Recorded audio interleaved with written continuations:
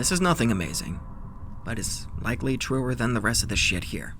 Land nav training in northern Florida. Camp landing or something. Pitch black. Groups of 4 together. Cadre driving on dirt paths on ATVs everywhere to check on us. Crickets and frogs chirping. Nightbirds doing their usual night calls. Gets unusually louder. Gets so loud it starts to hurt. My buddies notice it too. Chirping goes for like 3 minutes. Seems forever. We can barely talk to each other. Goes dead quiet in a snap. It's a relief, so we're more content than concerned. 5 minutes go by. We find a land nav point, and we notice it's still dead quiet. Buddy mentions it usually means a predator is around. We don't give a shit. We have red lens flashlights and rubber ducks. aka trading M16s. Another buddy asks, "Do you hear that?" A low grumbling/rolling R sound. Notice we've heard it since the chirping stopped. Sounds like it's in our head, and at different points around us simultaneously. Camp landing is in the middle of fucking nowhere. No machinery or buildings near the land nav point. We get concerned, not sure whether to continue on or go back to the starting point. Talking back and forth for a few seconds. We then hear a bullhorn blast 3 times. Cadre announce over loudspeakers for all cadets to return to the starting point immediately. Double time it. We didn't give a shit and felt badass with our fake M16s, so we just half-ass jogged back. Along the way, flocks of birds are taking off in a panic all around us. Start to get concerned, so we start picking up the pace. After about 10 minutes of jogging, we see the floodlights of the starting point, and multiple high-powered flashlights zooming around. The entire time, the cadre were frantically ordering all cadets back to the starting point, each call more frantic than before, and increasing in frequency. We arrive. Almost all of the lights are on us. We're blinded and can't see. Suddenly hear, "That's them? Just 4, right? It's just 4. Count them. There should be 4. I don't see another. Seriously concerned now. Rumbling sound behind us in the woods. Cadre tells us we're the last to arrive. Do a quick head count. We get in cattle trucks. We take the fuck off. We left everything, including floodlights, tents, tables, vans, etc. at the starting point. We drive back to the hardball, the main road, and continue at a fast pace to the staging area. Staging area has floodlights. We have to run guard shifts with stupid rubber ducks and a radio. Cadre doesn't fall asleep. Stays awake until sunrise. Once sunrise hits, we go back to the starting point to get our equipment. Everything is knocked out. Tents flattened, a wooden table collapsed, maps in crumbled messes. We pack up quick per orders and start heading to the main part of the post. Entire time, cadets are anxious as fuck because we had no idea what was going on. Everything was a frantic mess. Cadre seemed just as confused and nervous. As we're getting ready to head back south, the BC tells us we have to leave so fast because of an incoming thunderstorm. It was cloudy, but there's no signs of rain, and it never did rain. I got scared shitless when I heard other cadets talking about a rumbling noise in the woods, all around them, and in some cases, in their head. I know it's a kind of a lackluster story, but it was just fucking weird, especially with the sound and how panicky all of the cadre were acting. To provide some backstory, I'm 19, and I live in New South Wales, Australia, up in the Blue Mountains. I moved into this house about a few months ago. My dad and I are DIY people, and the house needed a few improvements. But there were some awesome features about this house, one of which seemed awesome at first, but now I've come to hate it.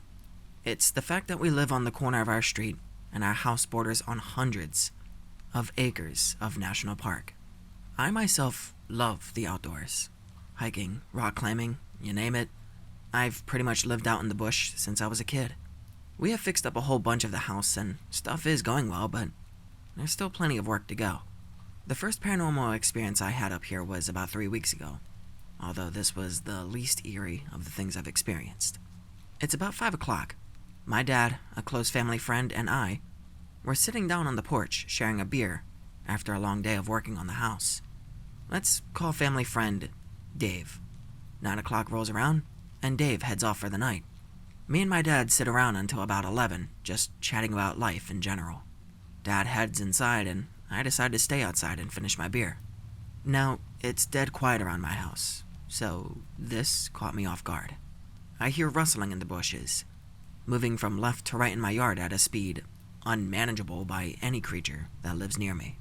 This obviously scares me a bit because, holy fucking shit, it was fast. My yard's about 40 meters wide, and it covered it in about 5 seconds. So yeah, it startled me. I assumed it was probably a low-flying bat, and that there was nothing to be worried about. At the far corner of my yard, I heard a noise that I can only describe as pure terror. I can't see to the bottom of the yard as it's covered in bush, and just out of the porch light's reach, so I wasn't able to see it at the point in time. This noise could be described as a slow creaking noise, but it was being made by something that was alive, almost like it had an extremely dry throat, and it was trying to scream. Everything about this noise was wrong. I was frozen in fear. I literally couldn't move. Eventually, I decided to leave my beer and stood up slowly, walking back inside. The noise stopped when I went inside, or at least I was unable to hear it for a while. I walked into my room, turned on my fan, kicked off my shoes, and climbed into bed. Now, I don't usually sleep with my fan on because sometimes it fucks up and makes a loud-ass noise, but it was hot outside. About 30 minutes later, my fan turned off and my phone stopped charging. I decided it was probably just some electrical fault due to the work on the house earlier that day. I called it a night and tried to get some rest. The day after I woke up, I had my breakfast and tried to turn on the TV, but it refused to turn on. I get up fairly early, around 7, so the rest of my family was asleep. I went outside to check the circuit breaker, and it had been pried open by something large, and the main power switch had been turned off. Now this fucking scared me. It was then I remembered the noises from the previous night, and something just felt so wrong about all of this. I went back inside to talk to my dad about it. Dad woke up around 9. I told him immediately, and he said he would check it out, and that I needed to calm down because the power just might have tripped. I then went on to explain the way that the metal case surrounding it had been opened by a crowbar or something. Dad goes to check it out, and now he's pretty concerned about it. That was pretty much the end of that. We never really did anything about it, which would prove to be really stupid later on.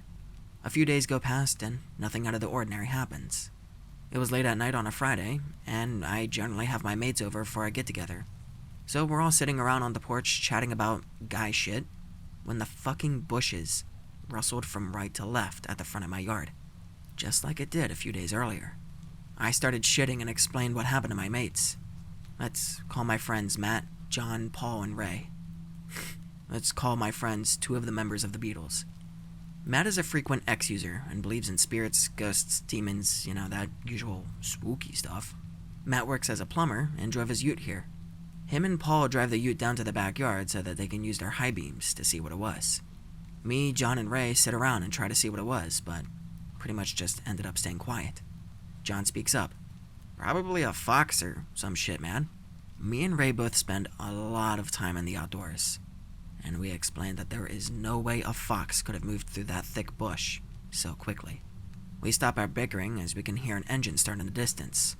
Matt drives his ute around and turns on his high beams, and that was the first time I saw it. The engine stopped, and I looked over at the car. About 5 meters from the front of the car was a white, pale figure, no taller than 5 feet, and it had arms so long that they touched the ground. Everyone was shocked, silent as anything. I looked over at the others trying to figure out what the fuck we were gonna do, and the figure looked like its jaw was unhinged from its face. Literally every human quality it had was mangled in some way. Its face didn't look like it had eyes. Everything about it filled me with disgust. Suddenly, the car engine starts again, and the figure disappears within an instant, and the ute reverses as fast as it can. We could hear whatever it was running into the bush at its insane speed. Whenever I'm angry, I tend to go on a drive to cool off. Angry about family issues. Girlfriend tags along out of fear of my safety.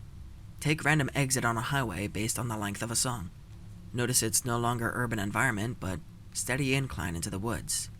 My anger subsides and my confusion takes hold. Driving deeper into the woods. Houses are appearing further and further apart. Tell girlfriend to pull up the GPS to take us home.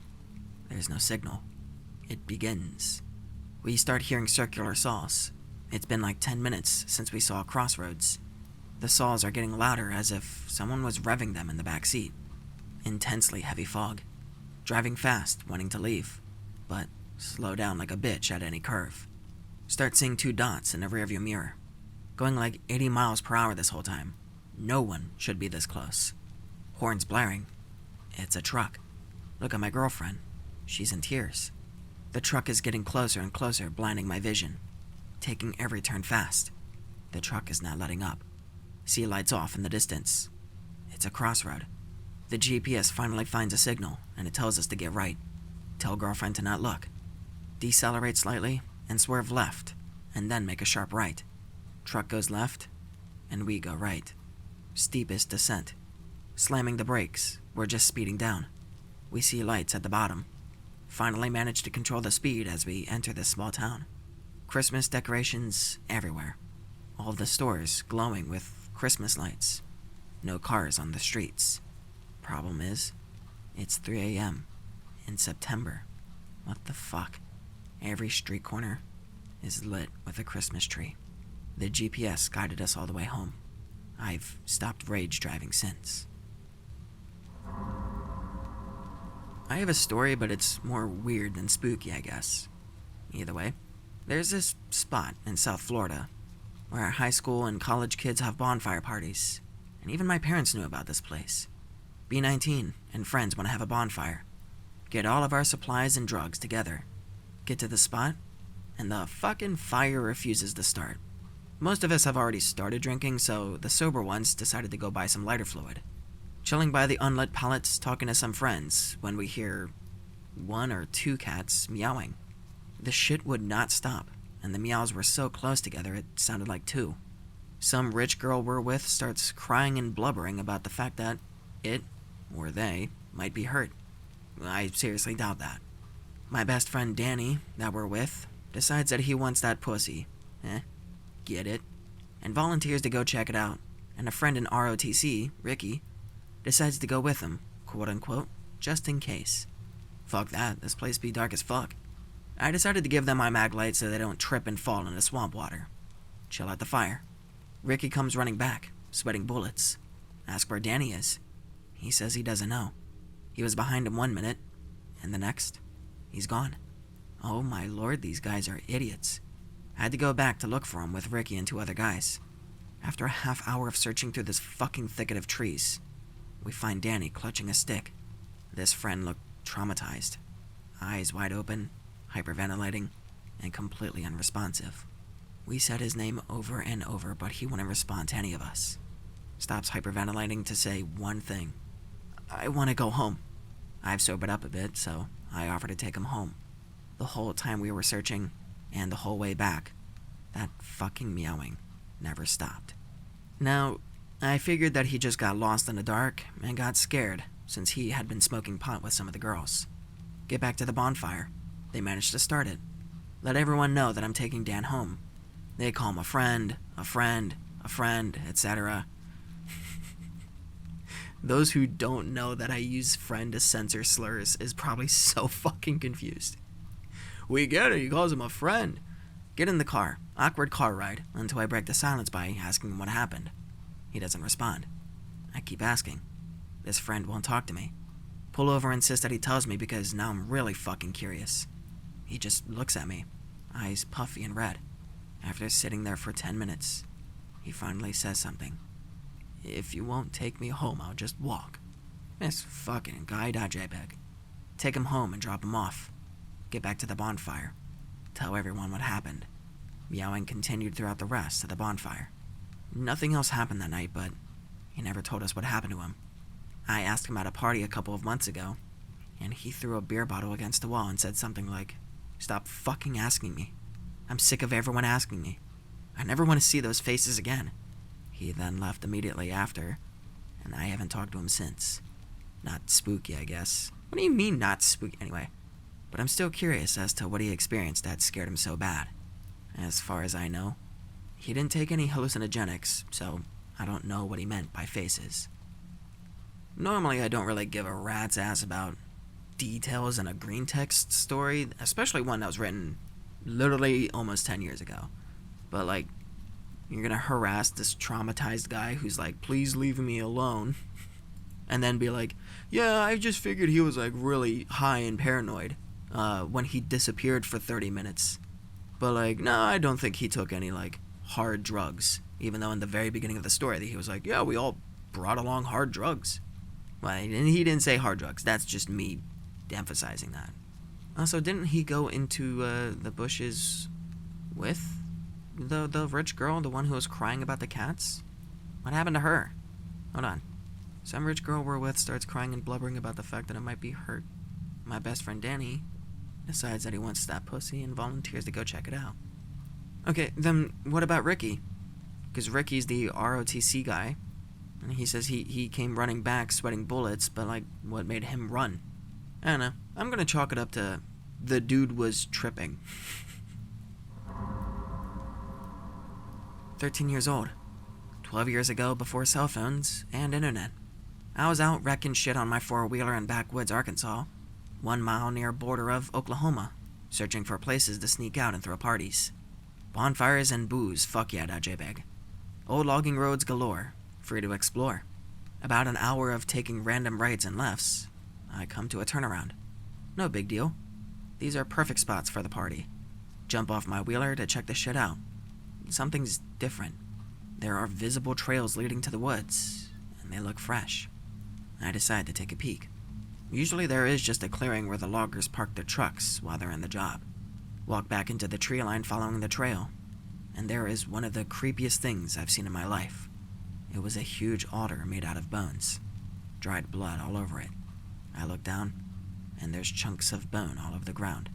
No fur anywhere, so I don't know what kind of bones they are. What the fuck? Keep looking around, and there's camouflage nets set up. Walk to the other side of the nets, and there are 8 cots with sleeping bags and a fire pit. Shitloads of cans and bags of trash. Nope. Start to feel like someone's watching me. Hear things moving in the trees all around me. I shit my pants and ran to my four-wheeler and hopped on. Drove in 4th gear all the way home. I don't even know how I made it out of there without getting lost. I barely remember. Told my grandpa about what happened. He gets pissed.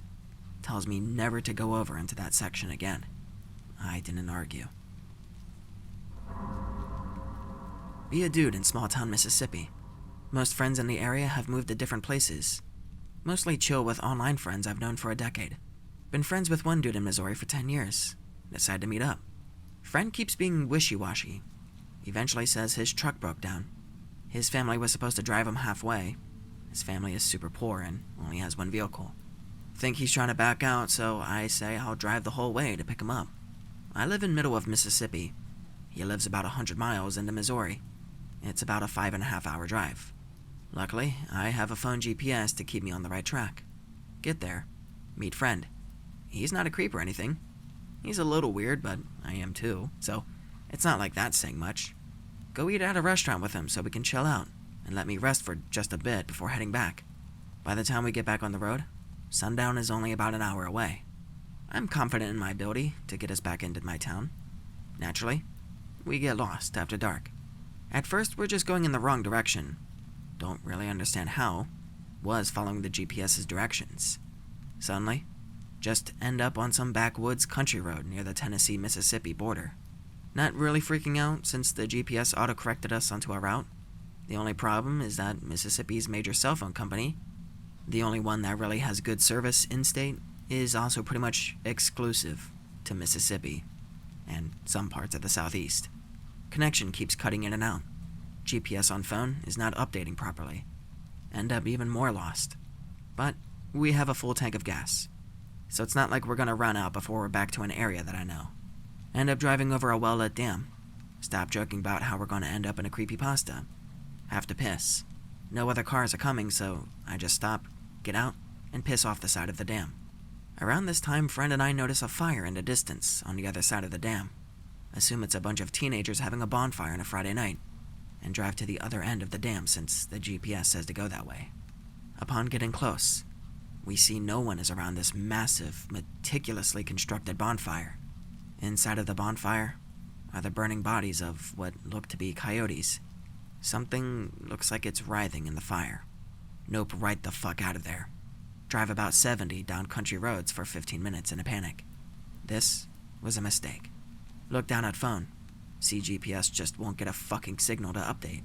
Last directions it gave tell us to go back the way we came for about a mile and to turn left. Then we would hit a highway in a few minutes. Have to turn around on a really tight country road. By this point, we actually see a truck coming. As they go by, we see with our headlights that the truck is filled to the brim with people. We're talking comedic clown car levels of full. We're talking comedic clown car levels of full. Why is that so hard to say? We're talking comedic clown car levels. Comedic clown car.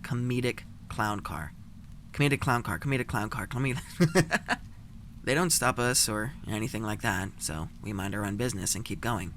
Head back up the road. Get to the crossroads where we have to turn. There's a tall-ass dude in the middle of the road. He's dressed like some sort of fucking druid from a D&D game. Raggedy robes, and a deer skull tied to his head.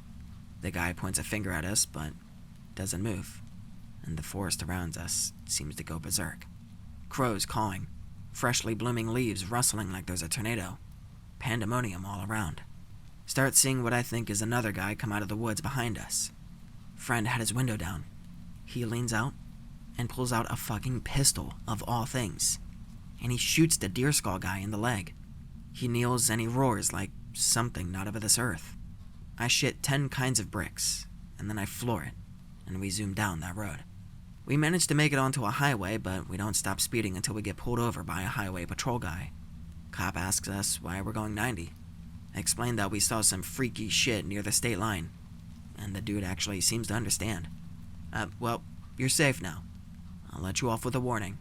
The way he worded that really is what sticks with me out of all of this. He said, "You're safe now." We make it back home. Barely sleep that night because of the adrenaline rush. Somehow, the fact that my friend was packing a gun doesn't faze me at all. I did always know that he was a gun nut. Have a relatively normal week after that. Get to shoot some shit. When I have to take him back, make damn sure that one of my cousins, who are proper rednecks, goes with me and make sure that he's armed. Still entertain this stupid fear that whoever the fuck it was that was behind my car could read my license plate and track me down. Still don't understand why someone would be practicing druid shit in Jesus country. But it's Mississippi. Weird shit happens here all the time. I'm just gonna share this here. I'll warn you up front though that I'm a terrible storyteller, but this shit has been bugging me. Okay, so basically I had an encounter with the so-called black dog while visiting my family last year. I had never heard of it before, but I learned all about it afterwards. Basically, the majority of black dog stories come out of England. People claim that a large black hound will appear suddenly, as if from nowhere, and then chase them down. They say that as it runs behind you, you hear a rattling of chains. Pretty spooky stuff, but easy to write off as a bunch of English drunks making up stories. But let me tell you, this thing is fucking real. That is what an English drunk would say, though. Interesting. The long and short of it was that I planned to spend a couple of weeks between summer classes with my family back home. They had recently moved about 2 hours away from me, in the country, so I made the drive. Just a few minutes away from their house, I had to take a little road through this really nice area. Lots of trees and fields. I wanted to get out and take a picture, so I did. As I was checking my gallery to see how the photo came out, I heard a really loud noise. Imagine the sound of a stone plopping into the water, but very dull and low pitch. I don't know how else to explain it. Anyway, the sound made me jump like somebody had snuck up behind me. I looked all around, but I didn't see anything that could have made that noise. Like I mentioned before, this road is pretty isolated. There are trees all around, but it was the middle of the day, so it wasn't spooky at all. But still, I felt creeped out, and I got in my car. So I get in my car, and that's when I see it through the windshield. It was a huge black dog, only about 10 feet away. It was staring right at me. And this thing was bigger than any dog I've ever seen. About as big as a small horse. Or A babysitter. Eh? John Mulaney reference? Eh? Pretty funny. Alright. I thought, what the fuck am I seeing? And then I heard that same sound as before, and the dog sunk into the soil. I know that sounds fucking nuts, but it looked like it sank into a hole in the dirt, only it happened really fast. I sat there for a while, not sure what to do. I wanted to get the fuck out of there, but my curiosity got the best of me. I got out to inspect the ground, and I found it completely solid. No depression, nothing irregular. There was no indication that anything had even been there. I didn't see prints or anything, or stuff like that. And this was pretty soft dirt. Obviously, this shit was on my mind when I got to my folks' house, but I didn't want to tell them about it because they would just think I was nuts. But that night, I began to scour the internet for similar stuff. Immediately, I came across the black dog legend. The most disturbing bit of info I found was that sightings of the black dog are usually associated with illness or death. So, I was kind of worried at first, but I spent 2 weeks with my folks without any problems. In fact, everything was great. Mom made her famous mac and cheese, and my dad and I smoked a couple of chickens. I'm a poor college student, so the home-cooked meals were the highlight of my stay. I spent a lot of time helping them with their garden, etc. I was just basically enjoying the outdoors and the free time. But then, towards the end of my stay, I saw it again. This was June, so I spent a few days going around looking for fig trees. I found out recently that my family is weird in this regard. Almost nobody I've met eats or likes figs, but we love them. Anyway, I would go out for long walks by myself with this big basket and pick the figs in the country. One day, I'd gone a little later in the afternoon, and I was out there till early evening. So, picture a country road, fairly isolated, not many houses around. It's evening, the sunlight is fading, and I'm carrying a huge basket of figs. And then, I hear that same sound again, that water plop sound. I instantly remember the giant dog that I saw before, and I'm thinking that I need to get the hell out of Dodge. So, I start walking as quickly as I can. I'm not too terribly far from my folks' house at this point, but it's probably still a 20-minute walk, and it's getting darker and darker every second. I pick up the pace. As I'm rushing forward, awkwardly, thanks to the basket of figs, I hear this fucking unsettling noise.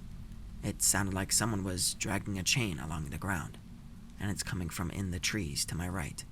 I turn and look, and I see what I think are, at first, lights. They're red and about the size of a baseball, if I were to guess.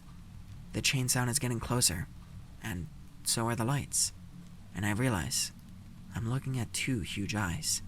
At this point, I fucking drop the figs and I start booking it down the road. I hear the weird chain sound get louder and more violent. I hear footsteps hitting the dirt behind me. The thing was fucking chasing me. At some point, I could tell that this thing was very close, and I could hear panting close behind me, just like a dog. I basically broke down at that point.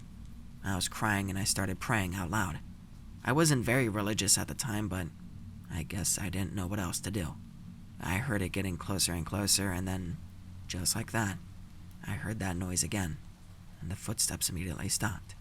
I didn't hear any more panting. The chain rattling was gone, and everything was fucking silent.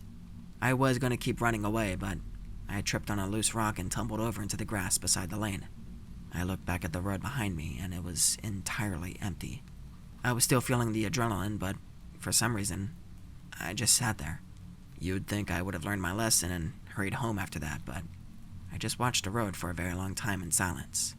Then, after a long while, I got up and walked home.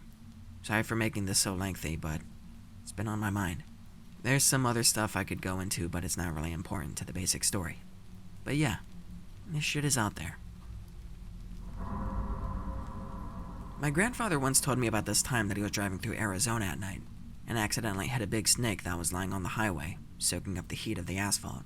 He said he pulled over to go check it out because in the brief moment he saw it before he hit it, he noticed it was considerably bigger than a normal snake. He then told me that the snake stretched across 1.5 lanes of highway, and when he hit it, it felt like he went over a speed bump at 60 miles. So he went to go see this huge snake, but when he got back to the spot where the snake was laying there was nothing on the ground. but a brown leather jacket with a little bit of blood and tire tracks on it. He told me that he looked out into the desert and saw a figure of a man limping about 100 yards away from him. My grandfather ran back to his truck and drove around the desert looking for that man for several hours. Never found any trace of him. The grandfather ran over a homeless man and was like, "Whoa, must have been a snake."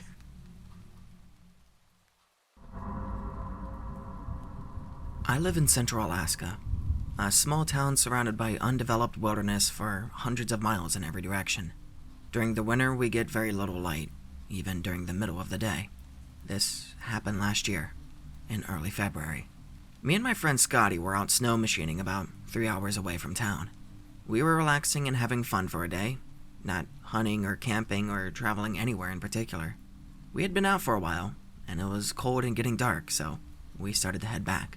About 15 minutes in, my snow machine dies.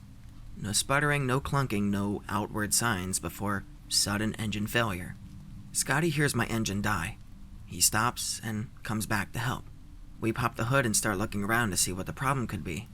As we do this, the sun sets and a darkness sets in.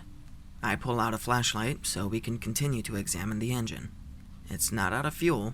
Oil is relatively fresh. No previous engine trouble earlier that day. We can't figure out what's wrong. I'm starting to get frustrated. It's cold, dark, and we're in the middle of the woods. We didn't bring much food beyond a few snacks, and we didn't bring a tent. We abandoned my snowmobile and attempt to two-man it back to town on the one remaining vehicle. No more than 5 minutes later, Scotty's snow machine dies under the same circumstances. While inspecting the second engine, I notice a pale light in the forest. It doesn't look like an electric light. It's not flickering like a flame.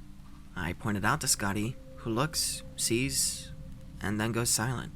It's too dark to see him clearly, but I could see that he was holding his breath.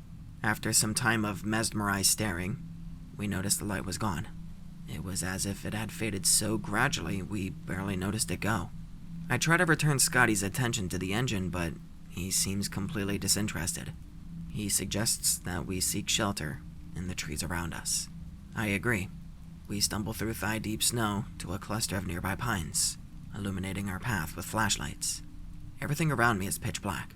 The only thing I can see is the empty branches of trees and plants that fall under the eye of my flashlight. I was already frustrated, but as we were slugging to the trees, I suddenly felt as if ice-cold water was being poured down my back. Within moments, a very loud beeping, like on those emergency alert broadcasts, began to come from what seemed like everywhere. I shouted in fear and instinctively collapsed into the snow. I waved my flashlight around everywhere, freaking the fuck out, and the beeping wasn't stopping. My flashlight finally finds Scotty. He's standing still, about 30 feet away, just staring at me. His face is deathly pale. His flashlight had fallen into the snow next to him. In this moment, to my terrified mammal brain, he looked like a dead body being suspended by invisible meat hooks. I shout his name, but he doesn't move. He begins to open his mouth, trying to speak, but can't form words. Looking at him standing there like that was making me freak the fuck out even more. The beeping noise, which hadn't stopped, is now getting louder and more aggressive. It begins to sound more like a machinist shop, like angry grinding and scraping of metal on metal. My muscles felt like they were on fire, and they would barely respond. I forced myself to turn away from Scotty. The strange light was behind me now, gently illuminating the snow. What happened next felt like slow motion. There was a shape in the sky, only a few feet above the surface of the snow. It was oblong, wider than it was tall, with no exterior lights or details. It seemed to give off a very pale glow. Whatever it was large and completely silent. I recall being frozen in fear, completely paralyzed. My limbs felt like they were frozen tree stumps, immobile and unresponsive. The mechanized beeping noise rapidly became louder, overpoweringly loud. I tried to scream, but I heard nothing but the beeping, which had completely taken over my senses. I had tunnel vision. I could not look away from the shape, floating silently, no more than 100 feet away from me. In the cold darkness, this thing had seized complete dominance over all of my senses. My skin began to burn. and it felt like my bones were liquefying in my body. I heard Scotty shout as if from a great distance, and I heard 2 gunshots, muffled and soft. I thought I had gone deaf. At this, the mechanized beeping stopped with a horrific abortive grunting noise, and the shape silently ascended. The moment it got above the tree line, I couldn't see it anymore, even against the backdrop of stars. Scotty came up behind me, screaming hysterically, grabbing my jacket and pulling me along as he sprinted to the trees. We dove under the tree, kicking out a rudimentary snow shelter. Neither of us slept the entire night. We sat huddled in our hollow snow mound, underneath the pine trees, until the sun rose late the next day. We followed our tracks back to Scotty's snow machine, and it started on the first try. We drove back to where we had abandoned my snow machine, and it too started on the first try. The ride back home went by in a daze. Ugh, and repeat after me. We never talked about it again. Way. I don't know if anyone from around here has seen these things before, but this one's from more of a rural PA. Be 18 to 19. On my way home from work. It's about 1:30 a.m. Twisty back road following the river on one side, and a golf course on the other. See something up ahead on the shoulder of the road. Looks like a horse. Pulling closer to it, and it starts to cross the road. It's about the size of a horse, but its legs look like they were on backwards. Joints pointed towards the front. Covered long, shaggy, matted hair, and had a short ape-like face, with no distinct features and white eyes that didn't reflect in my headlights. Start to hit the brakes because it stopped in the middle of the road. Another car approaching the other way. He stops, turns around, and books it the other way. The creature took off down a steep rock face towards the river. I just sat there, whatting for a few minutes, figuring I was seeing things from working a 10-hour shift. But wait, holy fuck. The other guy had to have seen it too. I never told anyone about it. But about a year later, my girlfriend calls me in the middle of the night, sobbing that she, quote-unquote, saw something take off into the woods behind her house. She says she was pulling into the driveway, and she described the same creature. She lives about 2 miles from where I saw it. I've tried to do research, but the only thing I found was the stilt walker from Texas. But it looks pretty similar, I guess. It's not paranormal, but it's haunted me since. Driving with best friend in a suburban area. Getting high. Being low-key in the neighborhood. The area was still being built, and some parts were empty cul-de-sacs. Which, by the way, is a dead-end street shaped like a balloon with homes making the outline of the curve. We drive the length of the cul-de-sac, and are aimlessly heading back the way we came. When we reach the cul-de-sac entrance, where the road becomes straight again, a cat is suddenly in the road, directly in front of my car. I swerve and stop. We look at the stupid cat and my friend goes, "Dude, we just got kitty-catted." Or some dumb made-up word. I see now that the cat is a cardboard cutout of a crudely drawn cat, attached to a piece of wood. My friend gets out and starts making a fuss. I guess he assumed it was young teenagers pulling a prank. He would never actually fight someone over something so dumb. He's just trying to look tough. I get out too and light a cigarette, and go around the passenger side and kick the cat over. The car was angled left and parked with both passenger and driver doors open. We hang around like that and smoke a cigarette, but no one shows. It was fairly late, so the houses were also lifeless. After a smoke, we kick the cat away and turn towards the car. My friend sits in the passenger seat, we were right next to it, and I go around the back. As I'm heading towards the trunk, I see through the rear windows into the back seat, and a man is laying half on the seats and half where your feet would go. I flip out and scream at my friend that someone's in the car. My friend first looks back, then jumps up and out of the car. The guy in the back got up really fast, and in a split second, jumped out of the car from the rear driver's side door and hauled ass down the street. We got in the car and tried to follow him, but he disappeared among the empty lots. I always check my back seat now, no matter what time or situation. It's around 11 p.m. or so, driving home after a house party. Party was held near this huge lake in the middle of the woods, so driving back through was dark as hell due to the foliage. Brights had been fucked for a few days, and I didn't have time to see a mechanic about it, No brights means I can't see shit farther ahead. After about 5 minutes of driving, I look out my window and I see several white dots deep within the woods, floating above the tree branches. My first thought was fireflies. I mean, it's summertime. My next thought was glowing eyes. And now that I reflect on it, they looked almost as if they came out of an old cartoon, where you simply see eyes staring at you from the woods and jungle. I look back on the road and I see what appears to be a black mass in the middle of the road. Looked like a featureless silhouette of a large fat person. Before I can even react, I plow through the thing going 55 miles. KO.jpg. It goes right over my hood, cracking my windshield in the process, and goes over my car. Slam on my brakes and look in my rearview mirror, trying to make out what the fuck I just hit. Small pool of liquid, similar color to the body, and it begins forming around it. Before I get out of my car to investigate, the thing starts getting up. It looks directly at my car, exposing its face. In the darkness, I could only make out the white glowing eyes, exactly like the dots I had seen beforehand. As I'm gawking at this abomination trying to get up, something lands on the roof of my car. Practically shit my pants as it makes a huge dent in my roof. Lock my car doors and floor that fucker. Another creature appearing strikingly similar to the thing I hit topples off and hits the ground. Both of them begin howling. Only thing I could compare this sound to is a goat being thrown into a vacuum cleaner. More howls coming from the woods as I tactically shit my pants and drive away. I can see several silhouettes like the creatures I described coming for the woods and towards my car. They're pretty slow, so I easily outrun them, or outdrive in this case. I see more of them on the road. I swerve around them. I almost flew myself into a ditch. After about 10 more minutes of this, I finally get out of the woods. I can see almost 30-some standing at the tree line, watching as I drive off. Arrive home. I explain to parents why the car is fucked. Tell them a short version of what happened, and they don't buy it. Yell at me and make me pay for repairs out of my pocket.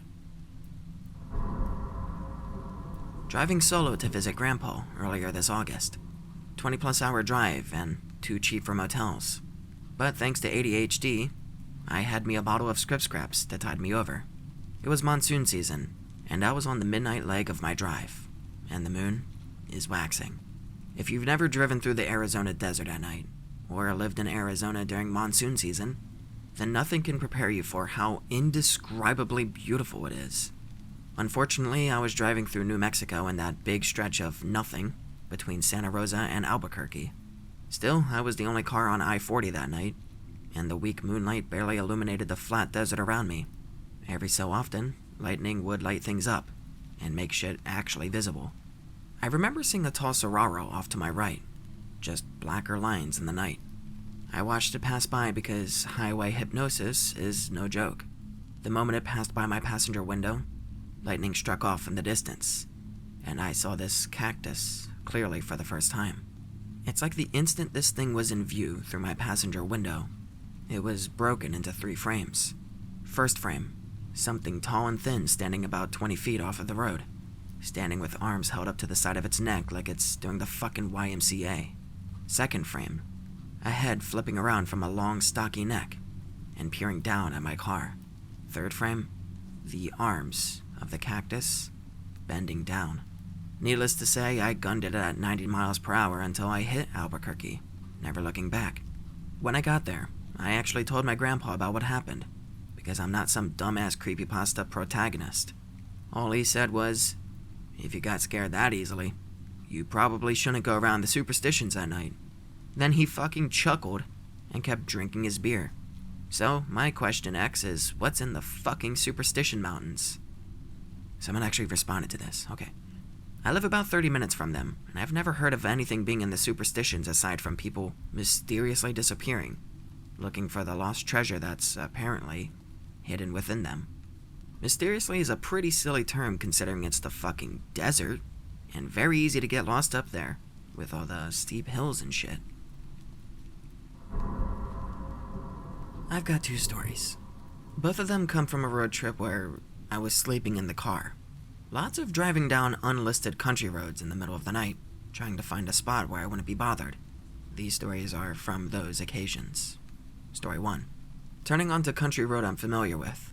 Have stayed there a couple of nights while checking out the area. Usually deserted at this time. Turn tight corner. See a car parked up at the side. It's facing me and it looks empty. No fogged windows or anything. Wouldn't be too weird in the day because dog walkers and cyclists, but this is the dead of night. Slow down and have to pull up onto the grass verge to pass. Headlights shine into the car as the car tilts up on the verge. Suddenly see the driver and front seat passenger. They are not human. Facing forward, completely still. Huge black eyes, elongated faces, yellow skin, mouths stretched open so wide their chins almost vanish behind the dashboard. Abruptly look away, just focus on driving past. As I come alongside the car, I see two more in the back. All four of them stare at me as I pass. Get past, hit gas, and do not look back. I did not stay there that night. And story 2. Another narrow country road in the dead of night. This one has tall hedges on either side. Taking it slow because tight bends. Come around an especially tight one.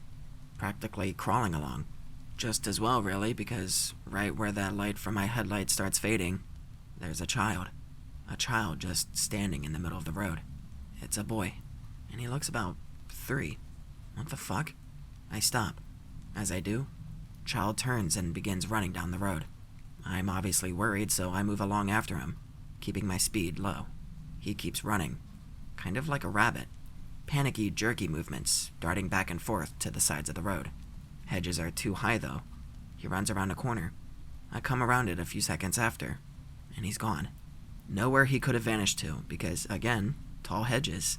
No way he could have reached the next corner in those few seconds. Flip my high beams on to make sure. Nope, nothing. Drive out of there. Find somewhere else to stay. Start seriously thinking about motels. This one happened a few years ago. Be 21. Shit-faced with friends. Leaving Titty Bar in East St. Louis. Driving back to suburbs at 3 a.m. with 2 of my buddies. One in passenger seat and the other one fully passed out in the back. Miss on-ramp to highway, so I turned down side street to turn around. One-way streets, so I can't U-turn. Area looks like Iraq, so I'm driving decently fast because, fuck this place. I suddenly see a manhole with no cover a few yards in front of me, but it's too late. I try to swerve out of the way, but my tire hits it, and my car bounces hard. My car's driving funny. I must have blown a tire. Start to slow down. Friend in passenger seat screams to drive. He screamed it with a panic you've never heard before. I hit the gas, driving faster. He's screaming to go faster and to fucking drive. In the rear view, I can barely make out a guy dressed in black, calmly walking out of the darkness into the street. I floor it. My car is completely fucked, but the situation is dawning on me. Take 2 lefts back onto Main Street. Drive a few blocks until I see a lit-up parking lot. I get out to change my tire. My hands are shaking and I can barely get the lug nuts loose. A cop flashes his lights and pulls up next to us. Wants to know what the fuck we're doing out here. Friend tells him what happened, and he confirms our suspicions.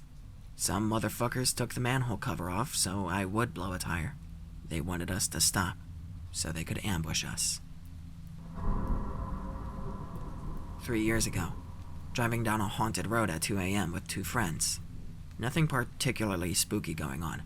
Decided to turn around and start driving home. Slowly driving down the road, when it begins to look like the road slowly unfolded itself, like a pop-up book. Assume I'm just tired. Friend makes an inquisitive noise. Ask her what's up. I just saw the road unfold itself. What? .jpg? Friend in the back seat confirms he saw it too. Let them know I also saw it. Drive all the way home, tense with fear. Canada friend here. Live in northern Ontario, and come across tons of long stretches of roads with pretty much no one on them. Very nice in the day, but pretty spooky at night. Here's my story. Be me. Driving back from work late at night, maybe 1 a.m. Long country road to get back into town. Few houses dotted, but it's pretty much completely empty. Always drive by this one house on the road that's abandoned. Textbook spooky boarded up windows and doors. About to come up by the house while I'm driving. Usually stare at the house as I pass by, but I'm distracted by music and not paying attention. Suddenly, see something on the road. freak out and swerve around it, almost going in the ditch. Stop my car a little farther ahead to look back. Freaked out that I may have hit an animal or something. See a dude in the center of the road, taking some long but flat thing off the road. See metal glint from my lights.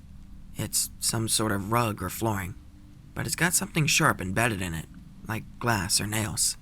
Imagine one of those police strips to pop tires, but it's homemade, and you get the idea.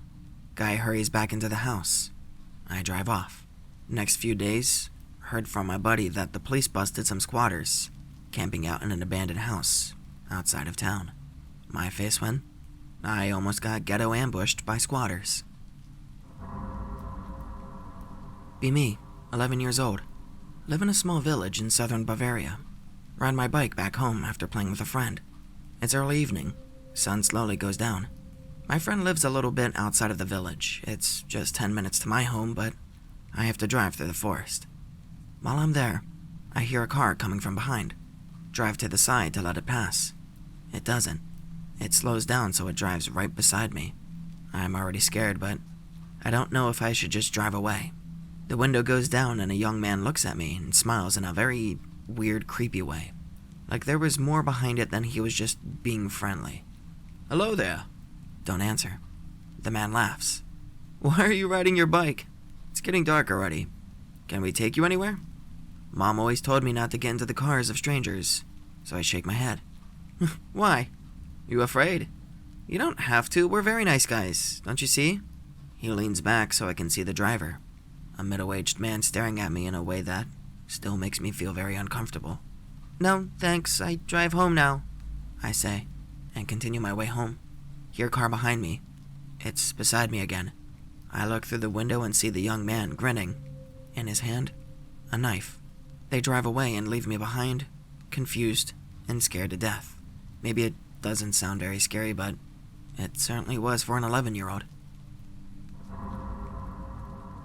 OP here. I had a strange experience just a few days ago that I thought could have been a wisp or something. Be me like a week ago, driving home from work. Driving down highway around 9:30 p.m. Turn off onto side road on my way home. Normal route I always take. See a strange bluish light off to the side of the road. Light is really captivating, and I pretty much can't resist looking at it while driving, so I kind of stop focusing on the road. Light is a very warm blue, and almost looks like a flame, like if someone was holding a blue lantern or a candle or something. A few seconds later, I come back to my senses from being drawn in, looking at this thing, and I very nearly crash into a tree. I was in front of a cemetery which is just off the side of the road. Light is gone, and I pull over a short distance ahead, crapping my pants. 'Cause, well, I almost drove straight into a tree. I haven't told much of my friends yet because it's kind of embarrassing, but yeah, I almost drove into a tree because I saw a wisp. Be a year ago, driving at night, around 3 a.m. Needed a calming drive, got things on my mind.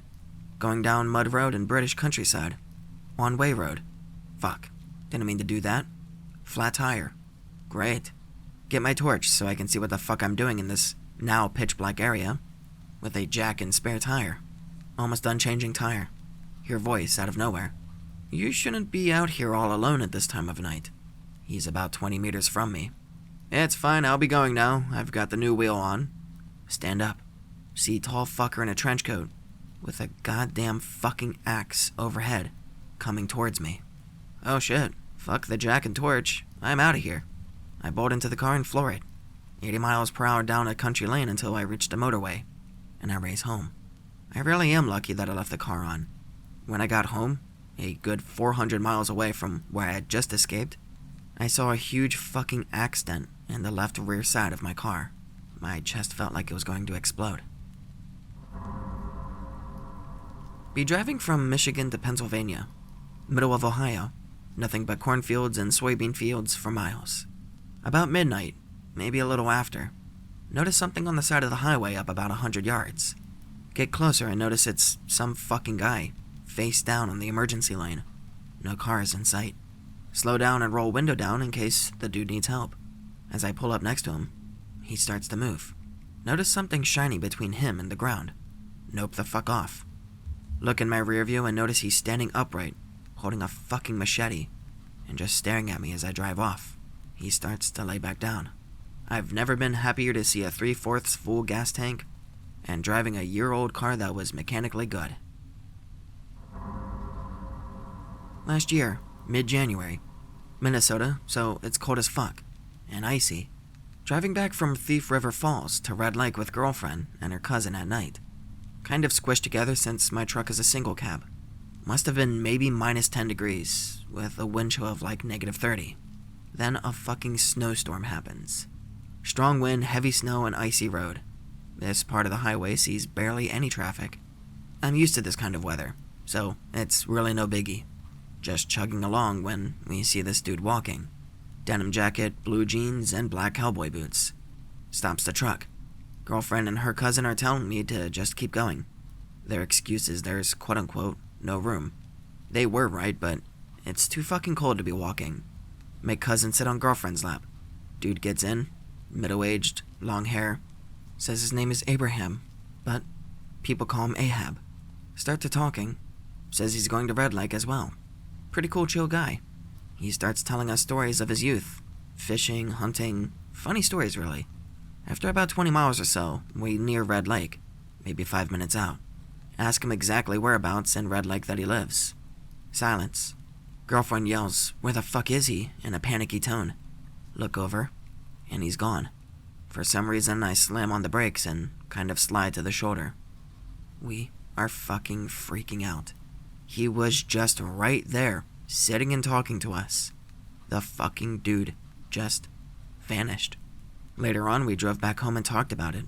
Since us American Indians are the superstitious type, we just presumed it was a spirit. Later talked to girlfriend's grandma about this. She says that happens often. Apparently, this dude Abraham died in a rollover in the 70s. People pick him up, and he vanishes before he gets to Red Lake.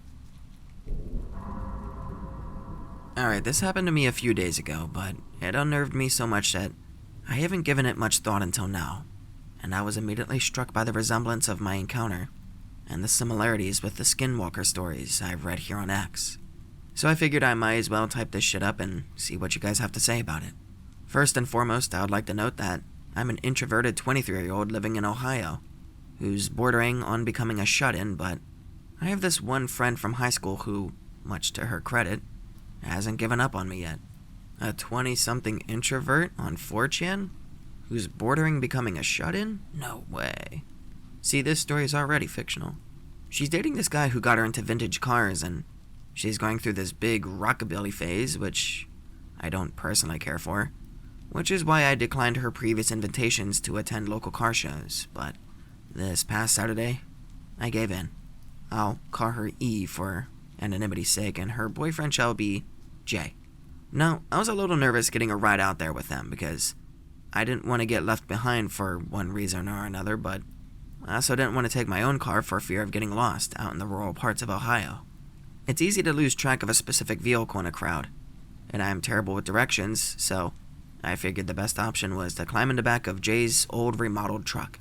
We drove for what seemed like hours, and just as I had suspected, we ended up in what was basically the middle of fucking nowhere. The car show was being held on a large expanse of field that was only really accessible through a thin stretch of road that looked like it was more suited for tractors than old racing cars. As we pulled up and I took in the layout of this exhibition, I was none too impressed, but I couldn't tell E that. Plus, for better or worse, I was stuck there until they were ready to go, so I had to either make the best of it or be miserable for the whole day. Skipping to the meat of the story, I'll just say that I got bored of the seemingly endless rows of cars pretty fast, and as dusk approached, I was hopeful that we would soon be leaving, but my hopes were thoroughly crushed when an impromptu bonfire was assembled.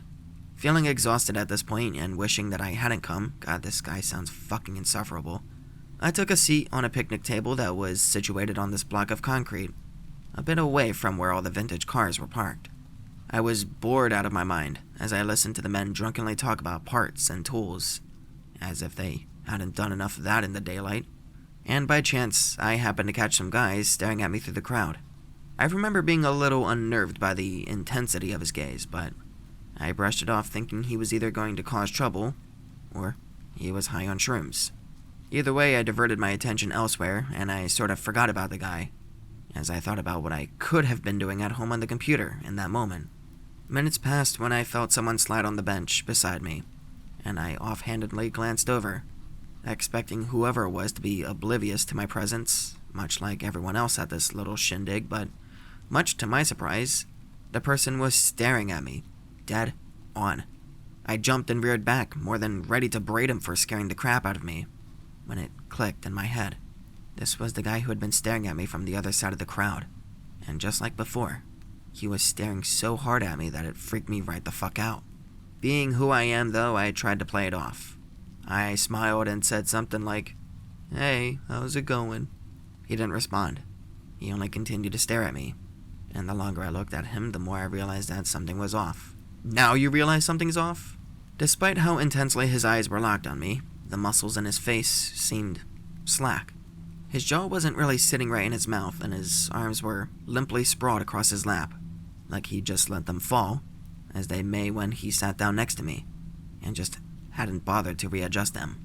I was really unnerved by this point, and just when I was about to excuse myself, he did something I don't think I will ever be able to forget. Without anything else changing in his facial expression, his lips started to curl upwards. It was a slow process, and I could actually see the muscles tensing and straining in his cheeks, as his lips gradually moved higher and higher until I now realized with startling clarity he was giving me the exact same smile I had given him not too long ago. But it didn't stop there. They kept moving further up until I could see his gums, and his lips were stretched thin and white. It was only then that I smelled it. Some horrible stench like a dead dog that had crawled up straight out of hell. I didn't even bother with pleasantries as I quickly stood up and moved away from him. At the time I thought maybe he was just some whacked out loser, but looking back on it, I see all kinds of similarities with what I've heard concerning skinwalkers. It's probably a really good thing that this thought didn't cross my mind at the time, because otherwise, I don't think I could have handled what happened next. So I went looking for my friend and her boyfriend through the crowd, intent on telling them that we had to leave, and I wasn't going to take no for an answer. I finally found her and I told her what happened. Of course, she tries to say it was probably some guy who was just tripping out, and if I stay with her and Jay, I should be fine. I told her that wasn't going to work for me, and that I really needed to leave. I could tell that they were really disappointed, but much to my relief, they gave in. They bid their farewells, though it was far from fast enough for me, and we walked across the dark field to his truck. We get in and start driving away. I actually thought I was home free in that moment, but as it turns out, I seem to have really bad luck. Just as we go to pull out onto that thin road, something stumbles into the headlights. Sure, I was ready to start screaming my lungs off in the blink of an eye, but I calmed down when I saw it was a woman. Until that was when she lifted her head, looked straight through the windshield at me, and her lips started to slowly curl upwards. I was ready to have a panic attack at this point, as I gripped the back of E's seat, and I told Jay to just drive. Despite the panic that was no doubt in my voice, he didn't understand, and said that he was just going to see if she was alright. He rolled down the window and stuck his head out, asking her if she was okay. Her head bobbed up and down sort of like a bobblehead's, but she didn't say anything. She was still smiling, and I watched in terror as Jay exchanged a look with E, before leaning out the window again, and asking her if she wanted a ride back into town. She nodded the same as before, almost like most of the tendons in her neck were cut or something. I'm sure you can imagine at this point the horror racing through my veins, though I didn't understand it at the time. And then double that, as you think about watching this strange person slowly walk around to the driver's side passenger door, pull the creaky door open, and weakly climb in to sit next to you in the back seat. So yeah, I was ready to piss my pants. I'm actually surprised I didn't throw up from how scared I was. Well, we started driving again, and I pushed myself as far into the corner as I could, without ever taking my eye off of her. But much to my surprise, she never even looked at me. She spent the entire ride looking down at her lap, and I was seriously starting to question how long we were going to keep her in the car with us, seeing as she hadn't specified where she needed to be dropped off at. But as we were passing a house on a back road, right near the city limits, she suddenly spoke. Just one word. Here. But it wasn't the English language as we know it. It was more like a croak that sounded like the word here, and it turned my blood to pure ice. Jay was confused, but did pull over to let her out.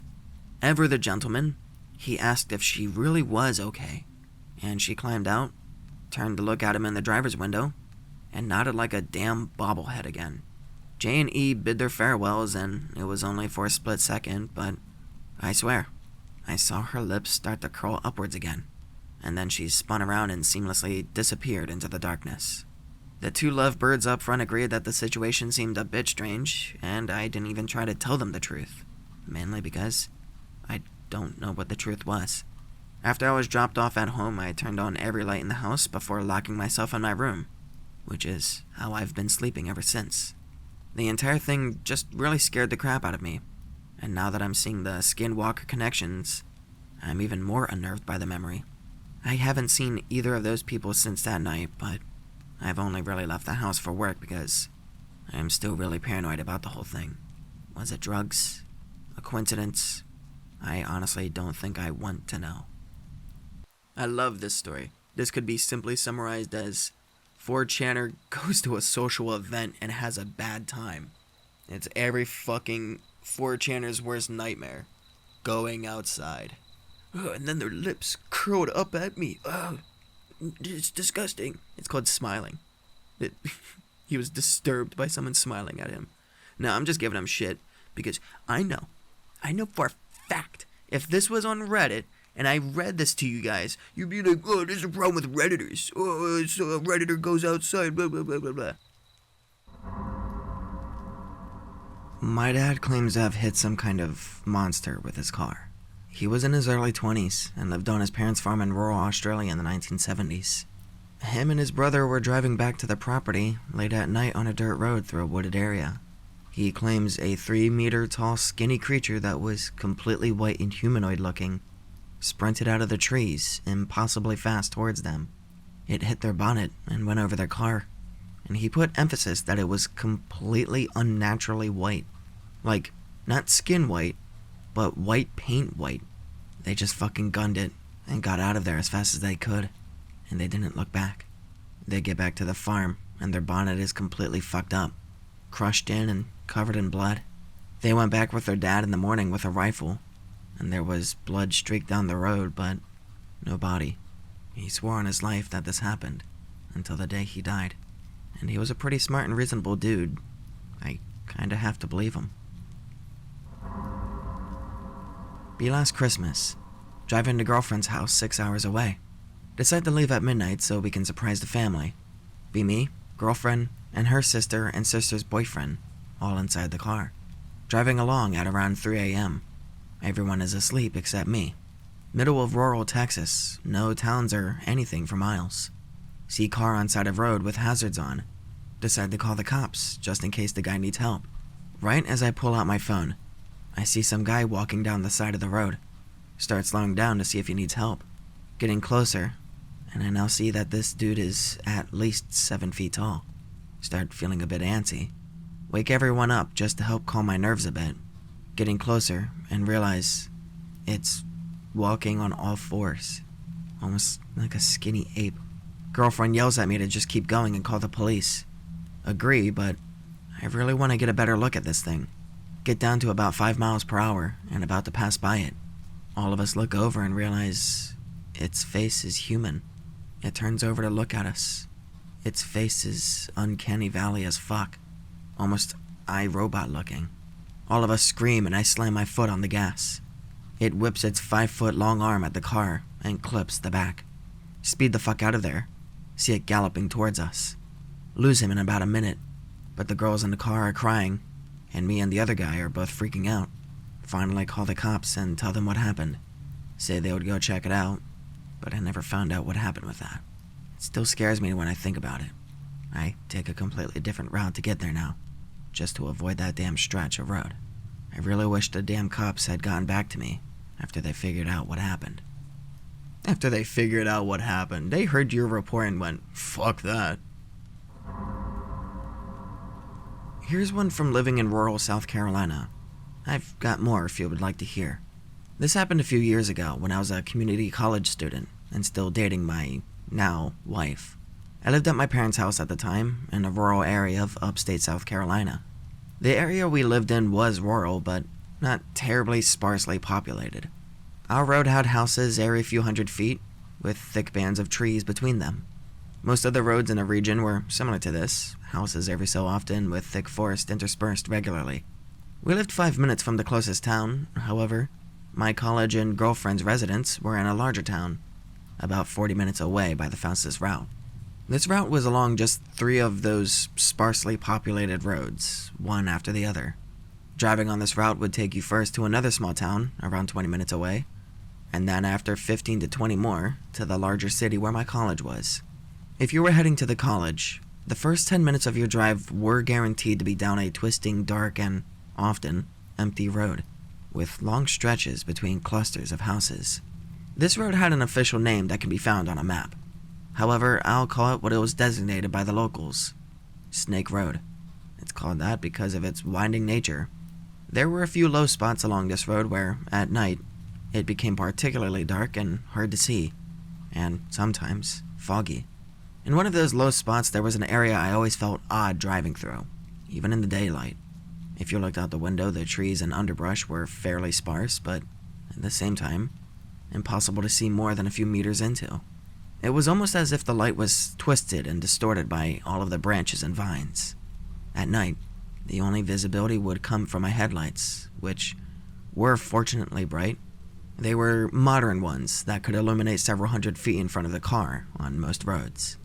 But in this low-lying area, for reasons I never understood, the light could never penetrate more than 70 or 80 feet into the thick shadows. One night, I had stayed late at my girlfriend's house after class, as usual. I had tucked her in and was heading home in my car. At this point, everything was fine. I had a full tank of gas, my lights were in good condition, and I had some good CDs to listen to help me stay awake on my drive home.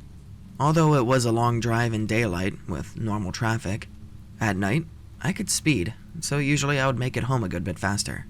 However, this reward of being in bed sooner came with the price of, potentially, running into deer or other nocturnal animals, which frequently crossed the roads at night. Deer were particularly threatening, as they are large enough here that, if you strike them at any pace higher than a crawl, they will destroy your lights, radiator, bumper, and perhaps even parts of your engine or windshield. I had seen a deer jump into another car and shatter its window as a child, so I fully understood the threat and made sure to be as observant as possible when speeding home. I hastily drove out of the outskirts of the city where she lived and began to drive into the countryside. I watched as all the familiar turns passed me by. Because I was still so close to the city, many houses still had their lights on, and I had passed a few cars. It was a typical night drive, and my biggest worries were a stray deer or sheriff's deputy. However, neither of these were particularly prescient at the moment, because on the wide, well-maintained roads near the city, my bright headlights made it easy for me to see along any stretch or curve, as well as several feet off to either side of the road. I have just spent so long narrating this, and so far all we know is that this road is dark. That's it. My God. Okay. After around 15 minutes, I reached a small town that marked the midpoint of my darkened commute. I rode through the stop sign in the middle of town and continued out into the countryside. I was making good time, and nothing out of the ordinary had occurred. Yet.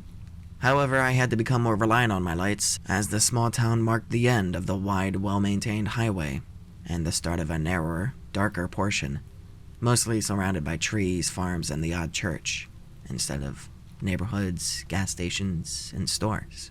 The next 5 minutes of my drive were uneventful enough. At this point, I was nearly on autopilot, singing along to an old Midnight Oil CD, and watching my odometer tick onwards.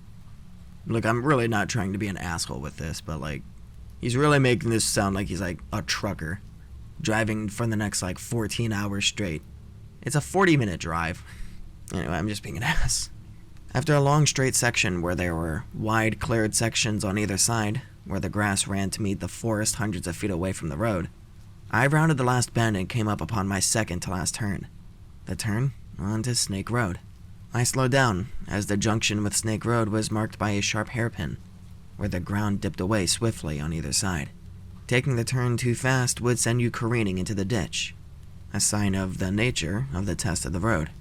As I turned, I followed the first steep, winding descent into a low-lying area, with several farms in the vicinity. I had seen many deer in this area before, as they fed on the crops, and my headlights were also beginning to lose their piercing edge, as I mentioned previously. At this point, I had slowed down to around 45 miles per hour, as I knew a slower pace was preferable to striking a deer and having to walk to find signal just to call my parents. The road led up on another hill past a large white house and dipped once more into the darkest pit of the road. This was the area I mentioned earlier where even daylight was hazy and unreliable. Coming around the downward curve into the bottom, I was on a shorter straightaway, before a long left-hander into a longer straight, and then a hill. It was here that I had my encounter.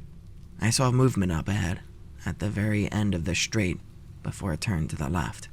I instinctively slowed the car, as hitting a deer at 45 is enough to do serious damage.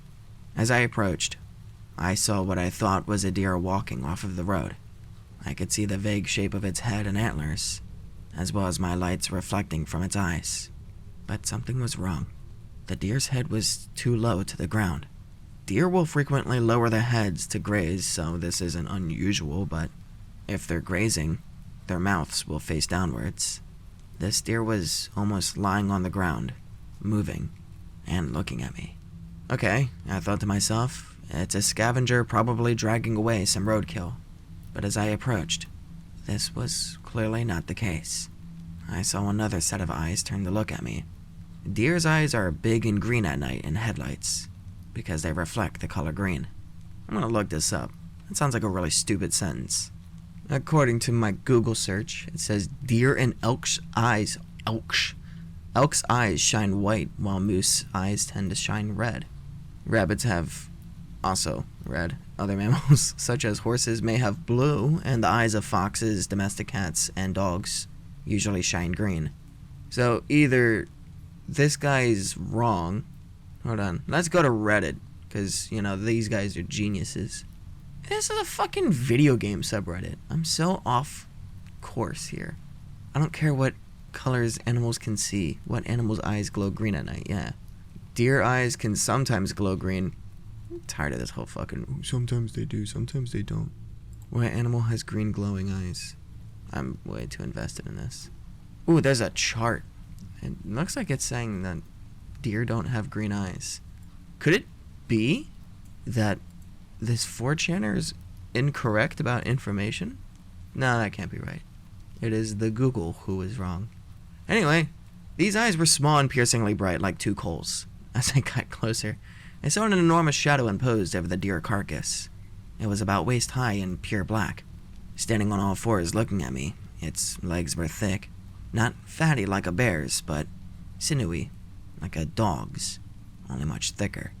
Attached to the legs was a massive pitch-black muscular torso and a powerful neck, easily holding the deer just off the ground. Throwing caution to the wind, I floored it. Any risks that might occur were surely lesser than whatever creature was staring right at me in my car. I whizzed past it, the whole encounter taking only a few seconds. I made it to my house several minutes later, and I ran inside and locked the door. The next day I drove to school along the same route. In daylight, I felt much safer, and I could try to catch a glimpse of whatever I had crossed paths with the night before. Driving past the same spot, I didn't feel the same sense of dread the night before. I began to feel somewhat relieved, until I saw the deer carcass. What had previously been a good-sized animal was now simply a head, a neck, and part of a rib cage. The rest was just gone, torn clean off. Coyotes can't do that. Vultures merely pick corpses, they don't eat bones. Did this man just say vultures don't eat bones? That's crazy. This guy's an idiot. And the bears around here are scavengers, which leaves me wondering, what else is in those woods along Snake Road? You sure fucking stretched that out. All for that to be like, I saw a thing and it wasn't a deer, the end. Be me, 17 at the time, Stayed up with wholesome parent-mandated church friends till almost 4 a.m. Drumming, watching movies, eating a shitload of cold pizza. Absolutely awake, sober and unaltered. Get bored. Decide to head home. 30-minute drive through fields and farmland to the suburbs. It's a clear night with a bright moon. I'm driving my old SUV, driving in silence, with no radio. Now, I have no idea if this is important or related at all, but along my route is an old abandoned 2-story farmhouse about half a mile from the road. On the road in front of it is a small bridge, under which runs a usually dry creek. The house was deserted after a fire burned most of the roof, and half of the top floor about 6 months earlier. I don't know what caused the fire, but anyway. As I approach the bridge near the house, the next part of the green text happens all within about 10 seconds as I drive towards and then past the bridge. The road turns a bit, and now my headlights are pointing towards the bridge. It's still distant, though. I notice something tall. I seem to remember there used to be a tree or something in that general area, so it doesn't strike me as odd. I keep driving closer. The figure appears to be a person coming up the embankment, but there's something off about them. I keep driving closer. I'm close enough to see the figure more clearly. My headlight is hitting it, and it's not a human. The figure is like a human, but everything's wrong. The figure is naked, and it's almost entirely gray. There are no features like genitalia. The creature's limbs are abnormally long and impossibly thin. Looking back, I am 100% certain it was not someone in a costume or a suit, because a human body cannot fit its limbs or neck into those proportions. Like you would expect, it has huge black eyes and no nose and an extremely small mouth. I'm strangely calm as I'm passing this thing. My brain isn't able to comprehend what I'm seeing. I'm looking it dead in the eye. It's standing on the edge of the road. There is nothing around it. No strings, no sticks. This is not some puppet. We're staring at each other as I drive closer. It's reaching its arms out to me. Its impossibly long fingers wiggling at me. Its tiny mouth is moving. It's trying to get my attention. It wants me to stop. I do not. I drive past the thing. I drive home in silence. I feel what I remember now as absolute terror. So much so that it broke me. I was so afraid that I felt nothing at all. Like true immediate trauma. I remember feeling like it was not safe to walk from the driveway to the house. But my body did so on its own, despite my mind begging it not to. I go straight to my room, and I fall immediately asleep. The next morning, it was like nothing happened. I didn't even remember the event. It wasn't on my mind at all. It took me 6 months before the memory came back to me. I think my brain was just incapable of dealing with an event that it could not rationalize. I try not to think about it because when I do, it makes me extremely uncomfortable. I can honestly say I haven't had any strange encounters since, and I'm 29 now. Very few people in my life know. I know that my description of the thing sounds like some generic gray alien trope, but I am 100% sure of how it looked. I truly believe it was an alien, though some religious friends have said it was a demon in an alien form. I often wonder what it wanted from me. Why was it trying to talk to me? Did it need help? Was it connected in some way to the burned house? I don't know, and I hope I never find out. Fuck green text. I was around 17 years old in South Carolina, driving up from Charleston to Dorchester for a party with a friend of mine named Kyle. I was the driver and he was a passenger. Now, I'd lived in South Carolina for 7 years, and I spent another 6 in Tennessee prior to that, and I was in love with the wilderness. Nothing creepy had ever happened in all of that time, regardless of how rural or backwoods I'd gotten.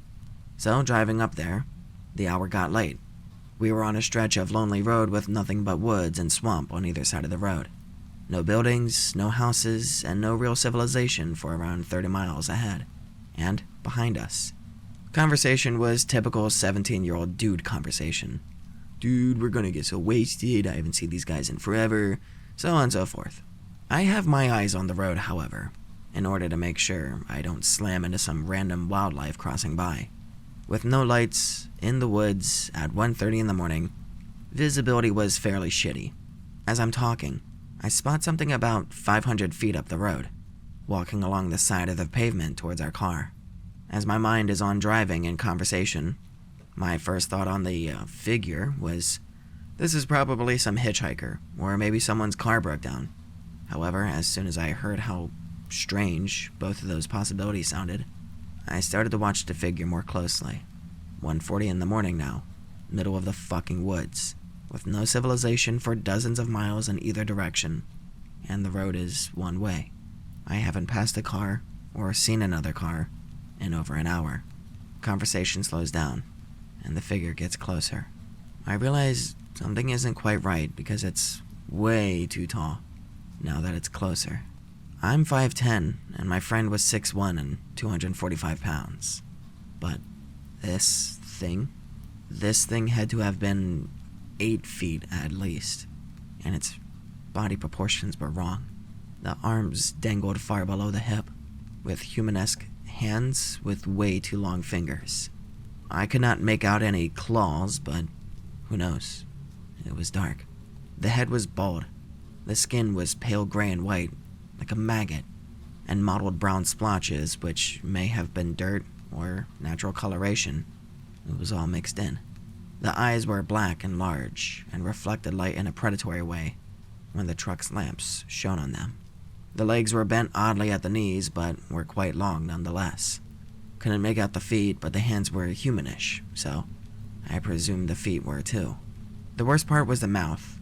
Imagine a human mouth where the lower jaw has been stretched and descended all the way down to the chest. The teeth were yellow and sharp. The mouth was red, but had no visible tongue lolling around, and conversation stopped dead. I flicked the high beams on as it seemed to be quickening pace as we approached, moving in a very jerky and haunting manner, and when the high beams hit it, it shrieked in a weird two-toned way and made the move across the road, which was bad because my reaction had been to slam on the accelerator in order to pass the thing by. We locked eyes as I approached, and I introduced that gray-skinned motherfucker to a Ford F-150 doing about 70. When we collided, everybody screamed. Me, Kyle, Stretch Armstrong, and that thing made a pleasantly solid thum upon impact with the right corner of the hood and bumper. The shrieking stopped abruptly and turned into a squalling moan, and the impact sent it hurtling into a tree on the roadside. We kept going. There was no blood and only minor damage to the truck. I love steel. As we passed it, I told him to check our 6, and he said, "It's down. I can see its legs. It's not moving." I nodded once and stayed quiet for another 5 minutes. My friend, who was used to being a badass and playing high school football on the D-line, was visibly shaken. Yeah, man, because he saw a fucking monster. Fuck, that gets me so annoyed. He was in his seat and he was hyperventilating. I drove the rest of the way in silence. I got to the party, said hi so I could get through the door. Then I went up and locked myself in the bathroom. I looked myself in the mirror, and I probably cried for about 15 minutes. No clue what road. I live in Miami now, and I'm 27. I don't really care whether anyone believes me. I know what I saw, and I saw it way before I even ever heard of a 4chan or knew what a skinwalker was. I was a huge nerd, very much into D&D and other crap, so part of my issue was trying to figure out what fucking monster I even saw. It didn't seem to match any description of anything I'd ever heard of. All I knew was it wasn't human, and we gave it a black eye in exchange for a dented hood and scratched paint. So I knew it was solid and not some kind of ghost or hallucination. I actually decided to share this story because some of the skinwalker posts that I've seen have mentioned them as being gray-skinned and naked men, which syncs up exactly with what I saw. It's actually comforting to know other people have encountered them, and I hope it comforts the people who have encountered them to know that they don't seem to enjoy being broadsided by 3 tons of steel at 70 miles per hour. It's not my story, but my Uncle Nick used to tell us this as kids to scare us. Be Uncle Nick, 1983, 17 years old, working at a fast food joint in a small town in Ohio. Be working late shift on a summer night, till about 11:30 p.m. or so. Ends up getting off an hour later due to how busy it was. Drives home in a beat-up hand-me-down that he, my dad, and Grandpa fixed up. Takes a shortcut through some back road back to the house that he lived at with the family. Slam his foot on the brake when his big-ass deer comes bolting across the road. The deer isn't the only thing to appear in the headlights. Out comes this big hair-covered thing, as he called it, leaping down onto the road. Holds a 5-fingered man hand, as Nick calls it, up to its face. This creature is built like a fucking quarterback and a pro wrestler combined. Today, it would be considered an absolute unit. It's about a few seconds long encounter, but he manages to see its face for 1 second. It's wolf-like. He sees the wolf-like face and backs up and barrels the fuck out. Fast forward some time later. I'm 6. Uncle Nick is now 41. My little sister is 8. It's Halloween. He tells us he saw a real werewolf. Years later, I'm 16 in high school. Look up werewolf sightings out of boredom. Remember Uncle Nick's story. Learn about the dog man. Tell him what I looked up. He still tells the story every Halloween. Go on a long drive with Buddy. Get to the Bible Belt section of the drive. There's no stations on except Fire and Brimstone Christian on radio. Listen to it anyway. We're drinking coffee from a thermos. Smoking, laughing, life is good. Glance out at road. See a person lying in the road. Yell out for Buddy to look. He spills coffee and twists wheel. Person had brown on and blended in. It's too late for brakes. George swerves halfway off the road. Goes up small embankment. Dirt and dust spray into the air. Come back down onto the road violently. Front right tire gets back onto gravel. And we come to a screeching halt. We both bumped our heads inside the cab. There's no blood, but we're rattled. Get out of truck to check out tire.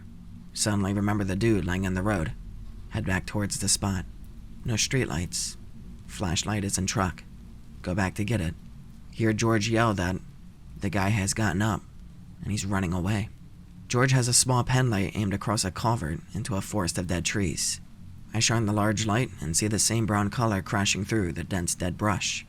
It looked like a tall, thin man with a brown cloth folded around his face to conceal his identity. His clothes looked rather like a rough fur or gunny sack. He ran maybe 100 yards into the trees and then stopped. I got a cold, deep fear in my stomach as the dust from our skid filled my mouth and nose. Everything fell silent as we both listened intently. George yells out to the man, "Hey, you okay?" The thin man answers. He just screams a blood-curdling scream back at us from the woods, like an animal caught in a trap. We both looked at each other in the flashlights. We turned and, without a word, sprinted back to the cab, jumped in and locked the doors, and we floored it out of there. My guess was he was trying to kill himself. He moved too fast to be a drunk passed out in the road. George says that it was an Indian trying to make us crash to rob our truck. I didn't unlock my door until we crossed the Oregon border. The original post is just a 2-sentence horror story, but then an actual story comes after, so ignore my dramatic reading that's about to happen. It's just for the 2 sentences, I promise. Even though the old man told me to, quote-unquote, stop for nothing on that road, it was natural for me to turn around and go back to help after passing 2 bodies lying in the middle of the road. I knew I should have listened when the 2 bodies stood up, and another 20 hillbillies poured out from the pitch-black banks on the side of the road to surround me. Hey, a guy I know had something similar happen. He was in Haiti with his sister and her hubby. Driving along the road, they see a car with suitcases and clothes and stuff all over the floor. 2 people lying face down. His sister wants to look. The guy thinks, fuck that, and carries on driving. Look back, and they see people coming out of the tall grass. And then the 2 on the ground get up. And then another Anon shares his. Alright, cool. So, my dad's lived in a few unique places, such as Louisiana, where his family's chimney was struck by lightning, and South Dakota, which is where his first post-college job was. Dad works for an engineering company in the middle of buttfuck nowhere, South Dakota. Shit pay. Right around the time he starts seeing my mom, they knew each other in high school, but they never thought about it, and they ended up getting together after high school. Mom is getting dental hygiene degree back in the Couve. Dad's driving from South Dakota. Takes route through the northeast strip of Wyoming. Country road, tall grass on both sides. Dad has Mustang at the time because, fuck you, he loves cars. Sees a stopped car by the edge of the road. Couple trying to wave him down. He starts slowing down a good 50 meters behind them. Suddenly, sees people in the tall grass starting to come out. He freaks the fuck out and guns it down the road. Looks in rearview mirror and sees about 15 people come out of the grass. I've heard other people tell similar stories like this. Is this a common carjacking technique? Or more of like a cult thing? I've got one. Be 1 a.m., driving home from work at local cinema. Only about 2 streets from my house. See something in the middle of the road, right under a streetlight. Brake as I get closer, as I realize it's a man. See that there's another dude also lying face down on the footpath on the right side of the road. Put car into park. Open door. As I open door, I see the man's arm flinch. Get a strange feeling. Close door. Decide to drive around the man in the street and stop a bit up the road and call for help. Watch as both men casually stand up, and I see what looks like hammers in their hands. Nope the fuck out of there. Drive 2 streets home with my lights off in case they see me. And be scared of helping people on the road ever since. I've also got one. This happened several years ago while I was on leave. To clarify, I joined the USMC when I was out of high school. Driving from California to New Mexico. Taking shortcut through Amboy. At the time, a satanic hotspot. Be about 5 p.m. Take a pic of the city sign to prove I actually took I-40 to friends. Get back on the road. Get to top of mountain. See some stuff in the middle of the road. Slow down. See a red Pontiac stop sideways across both lanes. Open suitcase with scattered clothes. Man and woman face down in the road. Stop about 100 feet away. Hair on neck is standing up. Immediately pull out my 9mm pistol from under my seat, and I chamber around. Way too perfect of an accident scene. Like when civilians play dead in Iraq to lure soldiers into a suicide bomb radius. Admit I'm being paranoid, but I can't bring myself to leave my vehicle. Scan the road. See a line I could drive. Past the guy's left, swerve to the woman's right, go behind the Pontiac, and I'm clear. Drop into first. Gun it. Past the Pontiac without hitting any bodies. Roll forward a bit before slowing down so I can stop panicking. Look in my rearview mirror. The 2 bodies are on their knees. 20 or so other people emerge from the tall grass on either side of the road. Slam my foot onto the gas and speed down I-40 until I got onto the next on-ramp. Eat up a ton of gas and coolant. Nearly destroyed my Mustang's engine. Stopped taking shortcuts to get anywhere. I will never know what would have happened to me had I gone out of the car to check on the bodies, or stopped my car closer to them. And by God, I'm glad I never will. Boyfriend at the time lives 2 hours away in a remote town, smaller than the one I live in. He comes to get me on weekends to spend time with him at his place.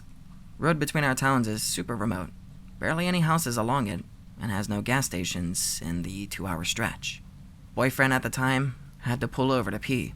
This stretch has no streetlights, no gas station, so you're pretty much fucked if you break down. He drove the car to a truck pullover part, not sure what they're called, and got out and stood next to my open window facing away from the road, so we could keep talking while he did his thing. He got back in the car and I thought I heard someone call out, and now I watch a lot of spoopy movies and something in my brain told me to not just get out of the car and then start looking around for this noise. Now the spot we had parked at had no houses nearby. We hadn't passed any cars in at least an hour, so this freaked me out a bit. I told my boyfriend what I heard and he fluffed it off saying I was hearing things. He goes to start the car and I hear it louder. It sounds like a woman who's chain smoked her whole life, screaming out, "Help me." Boyfriend hears it too. Starts the car with the intention of reversing so he could shine the headlights on the area that the noise is coming from. I'm half out the window squinting into the darkness, trying to spot the person. As the car starts, 5 people stand up from the tall grass, and a man yells out, "She asked for help, you cunt!" And a group of people start laughing. They were maybe 10 meters away, and they started towards the car, and I'm freaking the fuck out. Boyfriend slams car into gear and speeds off while I'm winding up my window as fast as I can. People run onto the road and are coming after the car. 2 out of the 5 people were holding sticks, I think. Could have been bats. Nope the fuck out. Call police and they said they would send someone to check the area. Never fucking stopped to piss along that stretch ever again. Be me, 21. I'm 27 now. Every June, I buy fireworks in Nevada and drive them to California to sell for a profit. Around 1 a.m., driving on the 127 to Baker. There's no other cars on the road. It's almost full moon. Listening to ambient trance, dash, and stereo light low. Feels good, man. I spot a pair of eyes about 1/8 mile in front of me, 30 feet off to the right side of the road. Must be some kind of wildlife. Slow down to about 25 miles per hour in case it runs in front of my car. As I get closer, I can see it's some kind of quadruped, but I can't really make out what kind of animal. Suddenly, it starts running towards the car. I drop gear and accelerate because I don't want this dumb animal to dent my car. The animal starts chasing my car. Mid-sprint, it stands on its hind legs and starts running like a man. It gains speed and crosses the road right in front of my car. Turns around, and it looks at me. Its face was deranged. It had fur on its body, and its eyes were almost glowing. I start shitting bricks. I accelerate to over 80 miles per hour, and it's still following me. I hear it cackle, almost a devilish cackle, interrupted by howling and growling. This goes on for 20 minutes. I track it in my rearview mirror as it crosses the road a couple of times, swipes at the air, and makes a series of jumps on all fours before standing on its hind legs to run again. It suddenly makes a hard right and disappears. For 15 minutes, I scan my surroundings to try and see where the hell it went, or if it's still following me. I finally get to Baker, stop to get a burger and beer, and to calm down my nerves. I tell the waitress about what happened. Oh yeah, once in a while we get people saying that they were chased by, coyotes on the 127. I don't think it was a coyote. It had the face of a man, and it ran like a man. You're probably tired, hun. The heat can make people see things. Bitch, I know what I saw. Be patrolling old part of base. Driving about 40 miles per hour, on a relatively straight road in the middle of nowhere. See green shadow on the right side of road. Wait, what? It looks like a silhouette, but with a slight bright green aura, like a silver lining. It's humanoid shape. Starts running alongside the car at 40 miles. And gaining. Accelerate car from 40 to 60 to 100 to 110, just trying to catch him. Maintains the speed of a car and faster, pushing about what I'd guess is 150. I lose him. Runs till it's out of sight, and disappears with a slight green flash. Fucking what? Proceed on, and ask senior officers what the fuck was just seen. Oh, yeah, Anon. That's the running man. You can't catch him. Be me, driving back down road with friend at night. Anon, I gotta take a shit. Can you pull up somewhere? Pull up to a gas station out in fucking nowhere. Friend rushes into station. Stay out in the small lot right next to the station. Start fucking around on my phone. Flick later a few times. There's movement out of the corner of my eye. Snap to attention, motherfucker. I don't see anything but blackness. Hairs are standing up on end. Jesus Christ, friend, take a shit and let's fucking go. Look in rearview mirror. See friend. Finally, dot wave. Look at him closer. His face doesn't seem normal. Something's very wrong. He gets in the car. He's completely silent. Worried as hell. I suddenly get a text. Jump in my seat. It's my friend that just texted me. He's asking if I want anything from the store. Whoever's in my car is not my friend. Announce that I have to piss. Get out of car slowly. Sprint to store. Run up to my friend who's browsing the gum. Explain there's someone in our car as I panic. We both drop our shit and run outside. There's no one in my car, but the door's open. We slide into my car and peel out of the parking lot. I haven't gone back to that place since. Be driving home from a work trip with my coworker, Mark. Be late at night, around 11:30 p.m. The road is leading through a forest. No other cars in sight. Cloudy sky so pitch fucking black. Mark. Hey, Anon, I need to take a piss. Okay. Stop the car. He gets out. Walks about 20 meters into the forest. I'm not sure how far since I can't see shit from the car. Hear him trip on some stick or some shit, and he curses. Laugh at a shy bladder. Next time just take a piss next to the car, you moron. I didn't really say that out loud, though. Mark finishes pissing, walks out of the forest, and gets back in the car. Continue driving for 10 minutes. Mark just silently stares out the window. Suddenly, my cell phone rings. Pull out my cell phone and look at the display to see the name of the caller. It's Mark. Cold sweat immediately floods my entire body. Every muscle clenched. Start shitting myself. Oh God, the thing who got back into the car with me isn't Mark. Put the phone to my ear and accept the call to not look suspicious. For a second, consider just jumping out of the fucking car. Remember that I have a switchblade in my pocket. Fuck. Should I go for it? Hear a voice from the phone. It's Mark's girlfriend. That moron left his phone at home, and so she was calling me to make sure the work trip went okay. Close off the stream of soft stool pouring down my underpants. Mark will never know how close he actually came to having a knife in his neck, because his coworker, me, is apparently mentally damaged. Be me, 10 minutes ago, driving home from work, cruising down a 2-lane highway. See a car coming my way. All of a sudden, the fucking asshole swerves into my lane. No time to react. Head-on collision. Lose consciousness immediately. Wake up in a white room. See a man who looks exactly like me, seated at a black table. There's a computer in front of him. He tells me I was in a horrible car accident. Ask him if I'm dead. He tells me that in about 5 minutes, I will be. Ask him if there's an afterlife. He says no. Tells me that my life is an infinite loop, and once I die, I will be reborn as myself, living the same life over and over, without end. He gives me his computer and tells me to type out my last words. Go to B and frantically write this post. I only have a few minutes left. My life is about to end. My life is about to begin. I'm 20 years old. 20 years from now, I'll be posting this again. I have no idea how many times this has happened before. Well, see you in 20 years, Anon. Me, Mom, Dad, and older sister were driving up to northern Michigan for a family reunion in the middle of summer. Roads are pretty crowded because it's close to the 4th. A lot of really bad drivers are out on the road, or so Dad says. So we're taking it slow. I'm in the rear-facing seat in the very back, playing my Game Boy. All of our luggage is on the roof. Everyone else is talking and doing whatever. I occasionally look up to make sure I don't get carsick. Look up this time. See a bright red sports car doing like 80 coming up behind us. It's coming up fast. As it gets closer, I can see that something is wrong with the driver. He's slumped over the steering wheel. Start to freak out. Tell my dad that the car behind us is going too fast, and that the driver is asleep or something. Dad tells me not to worry. He signals to move over a lane. As he starts to pass, the driver of the sports car wakes up, sees that we're trying to pass him.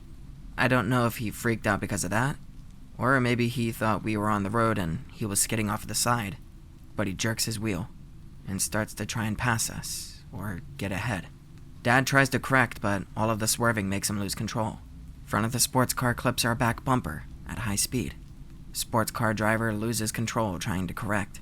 Our car is basically pit maneuvered. Our car is top heavy, and we can feel it tilting to the side. Mom is screaming, sister's screaming. Dad tells us all to hang on. Manages to steer us to the side of the road rather than traffic. I wish he hadn't. Car hits the side of the embankment and launches.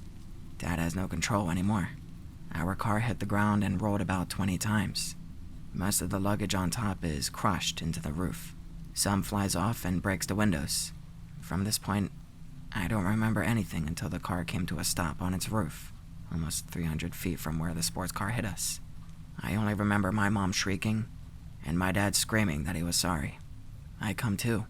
The back of the car is crushed, and one of my legs is broken. I manage to crawl out of my seat, and I try to get into the front of the car. Sister is dead. Her neck is snapped at a really weird angle, and her eyes are open. I'm sure I was in shock because all I could think was, at least she won't scream at me when I'm taking too long in the bathroom anymore. Car is totally mangled. I can't see the passenger side where my mom was.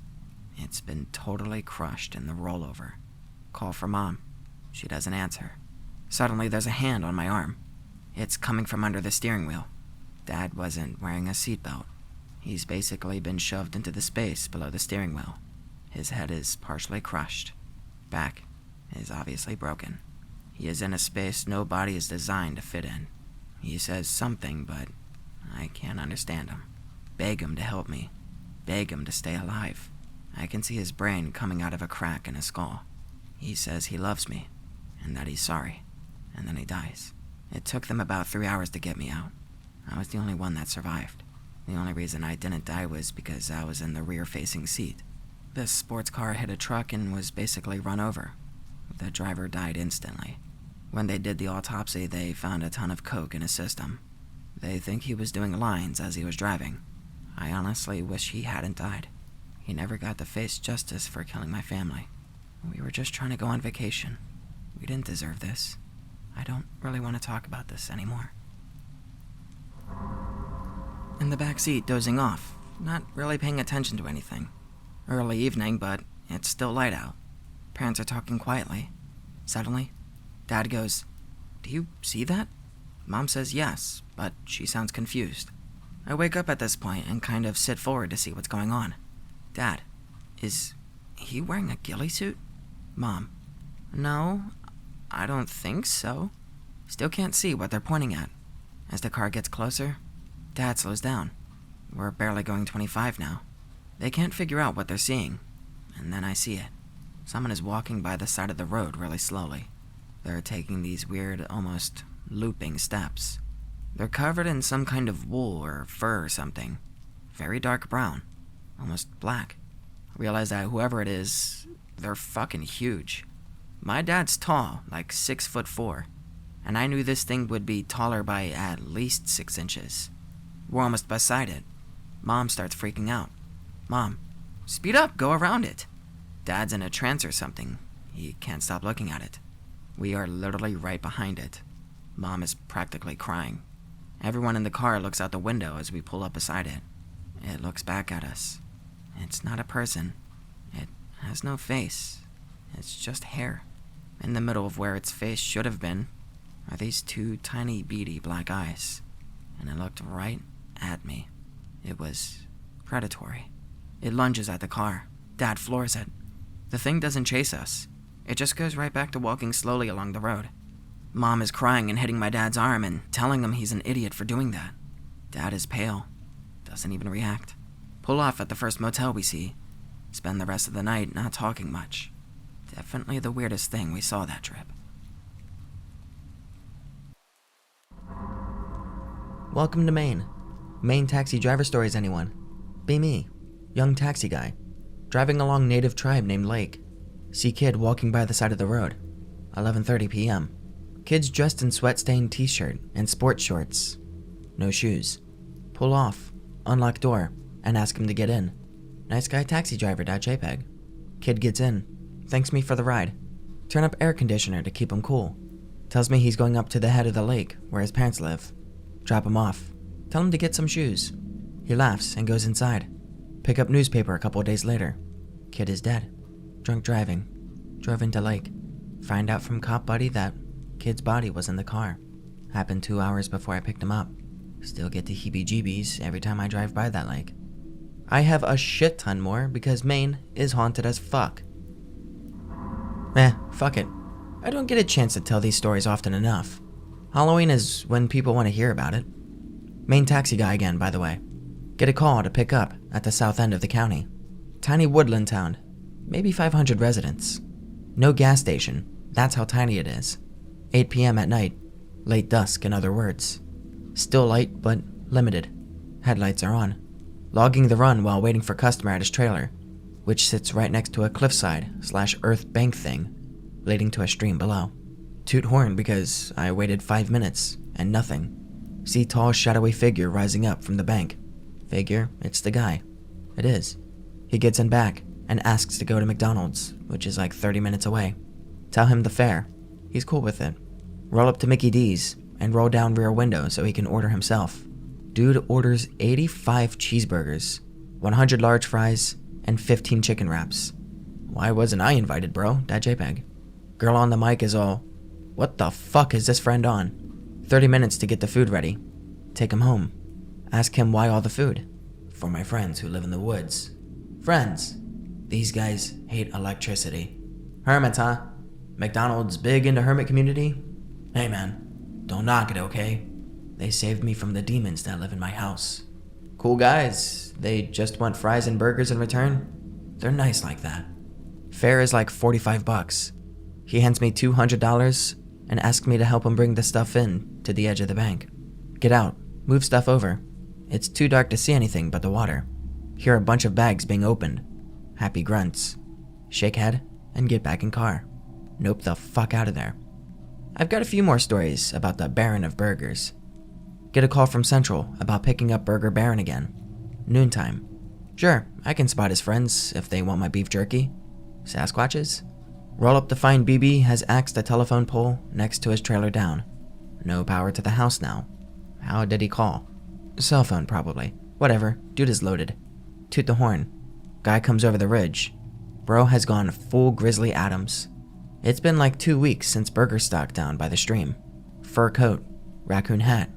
He smells like beef stew. Hey, it's you again, he says as he gets in back again. Yeah, how are your friends? Awesome. We all live in woods now. Yeah? Get the fur coat at Goodwill? Nah, man. My friends made it for me. The hat too? Nah. My cousin bought it for me from Cabela's. Oh, my bad. It's cool. It's a cool hat. Where are we headed, Chief? Up to the mall. It's like 130 fare up there, man. You're sure? It's all good. Here we go, JPEG. Take him to the mall upstate. He falls asleep in the back. Sleeps like a baby back there. I almost forgot he was here if he didn't smell like soup. We get there. He flashes a 50 and says he'll tag that on top of everything, including the tip, if I come in and push the cart. Whatever, I'm up for it. We go into the home supply store and he buys blankets, jackets, tents, etc. Building an encampment. Sure am, Uncle Josh. Who the fuck are you talking to? I'm David. No, you are Uncle Josh. Hey man, you're paying waiting time, so you can call me Mama if you want. You're such a card, Uncle Josh. Okay then. Time to check out. Start down the pots and pans aisle. Guy leaps in front of me, shoves me and the cart back. Uncle Josh, are you crazy? They'll eat you. Pardon me to all fuck, Chief. I didn't see him. Holy shit. He's legit insane. He grabs one of the blankets and drapes it over me as he holds me like an injured soldier and takes me to the cash out. Girl at the counter giggles. They'll eat me, I tell her, winking. She nods slowly as she's scanning the tags. He ponies up $500 in cash and tells her to keep the change. Load up the car. Where to now, Daddy Morebucks? He laughs and says to take him home. Falls asleep again. Get him home. He puts $300 in my hand and kisses my cheek. Ew. See you soon, Uncle Josh. He waves to me as he starts throwing blankets and tents down the embankment. Shut the trunk and cruise away. I got crazy on me, blech. Bergen Baron doesn't ride anymore. The last time I talked to him, he called Central and asked for Uncle Josh. The office knows that's my nickname, I guess. I get on the phone. Hey Chief, it's been a few months. How are you and your friends? We're good. Listen, Josh, this is important. I put him on speakerphone. The whole office shuts up and leans in. Okay, Chief, what is it? Josh, the dog catches the clover. And he hung up. Boom. Done. Haven't heard from him in 3 years. Get orders from Central that I'm supposed to spend the weekend at a ski lodge downstate with one of the company's valued customers. Oh yes. This means that I get to drive the Escalade. Heated leather seats, navigation, satellite radio. Also means I get to hang out with ski bunnies all weekend, between trucking high mucky mucks between the lodge and the town, at the bottom of the mountain. This gonna be good. Happy family. 2 teens, braces, cute as fuck. Mom and dad are too busy with their Blackberries. Kids get bored of listening to their music. Tell them about the Burger Chief. Everybody laughs. Good times. Get to the lodge. Bring in their stuff. They've reserved a room for me. Lucky ass motherfucker. Crash in a studio apartment space. Dig the view. Can't smoke inside. Have to smoke by the SUV. Late at night. Get up to piss. Decide to smoke too. Leaning on the truck all bundled up. Hear some coyotes in the distance. Fucking hate Maine. Puff, puff, puff. About ready to stamp out the cigarette when I hear a coyote cry out in agony. Like, just beyond the headlights of the SUV. Hear bones snapping. Holy shit, what the fuck? Remember Burger Chief's friends. Shut headlights off and climb into the SUV. Lock doors. Something heavy bumps into the ass end of the SUV. Rocks it a little. Holy shit, holy shit, holy shit. Pull hat down over eyes. Couldn't eat me under a blanket. Hopefully hats qualify. Hear heavy breathing on the window next to me. It goes away. Wait for 20 minutes, then click on the headlights. Snowing its ass off. Get out and book it to the lodge. Find bloody footprints under the fresh snow. Looks like a regular dude. Size 10 shoe maybe. Goddamn, friend, you crazy. Cover the bloody stuff up with snow before the family wakes up. Just me posting, huh? Fine then. Still at the lodge. Eating breakfast the next morning. Family comes by and waves. Dad explains they want to go to town to buy a new snowboard for Junior. And the girls want to go shopping for cute new snow gear. Totally cool with that. Get me the fuck off this mountain of death. Notice a bloody streak on the back gate. Wipe it off with a handful of snow. Teen girl asks what I'm doing. Just wiping off some crud from the road. Are you gonna wash this while we're in town? Yeah. Sounds like a great idea. Drop family off. Go to wash truck. Sparkly clean. Brain can still see blood smear on the back gate though. Pick them up and return to the mountain. Why? Back in where I was before. Parallel to this end of the lodge. Mountain ranger approaches me as I get out of the SUV. Already dropped the family off. Were you here last night? Yep. Came out to have a smoke. Some weird stuff happened. Animal weird? I shake my head and explain what happened. She nods and blows me off until I dig up the snow and show her the blood. There's a bear down here. What the fuck, since when do bears have man feet? Did you tell anyone? Who would believe me?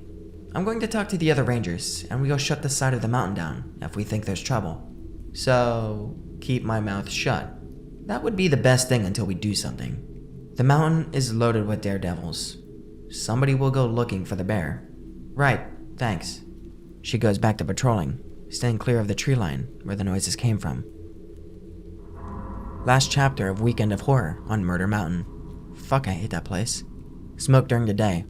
If I go out at night, I stay close to the building and hang out at the hot springs. Swanky artificial ones. There's a bar, but I can't drink.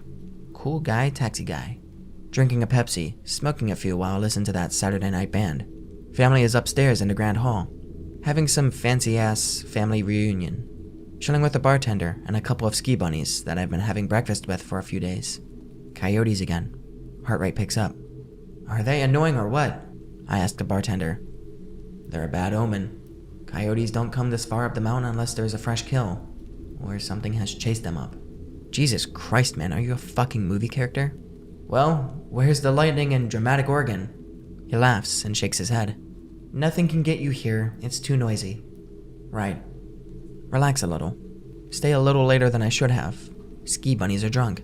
We laugh it up some, and I call it a night before I do something stupid.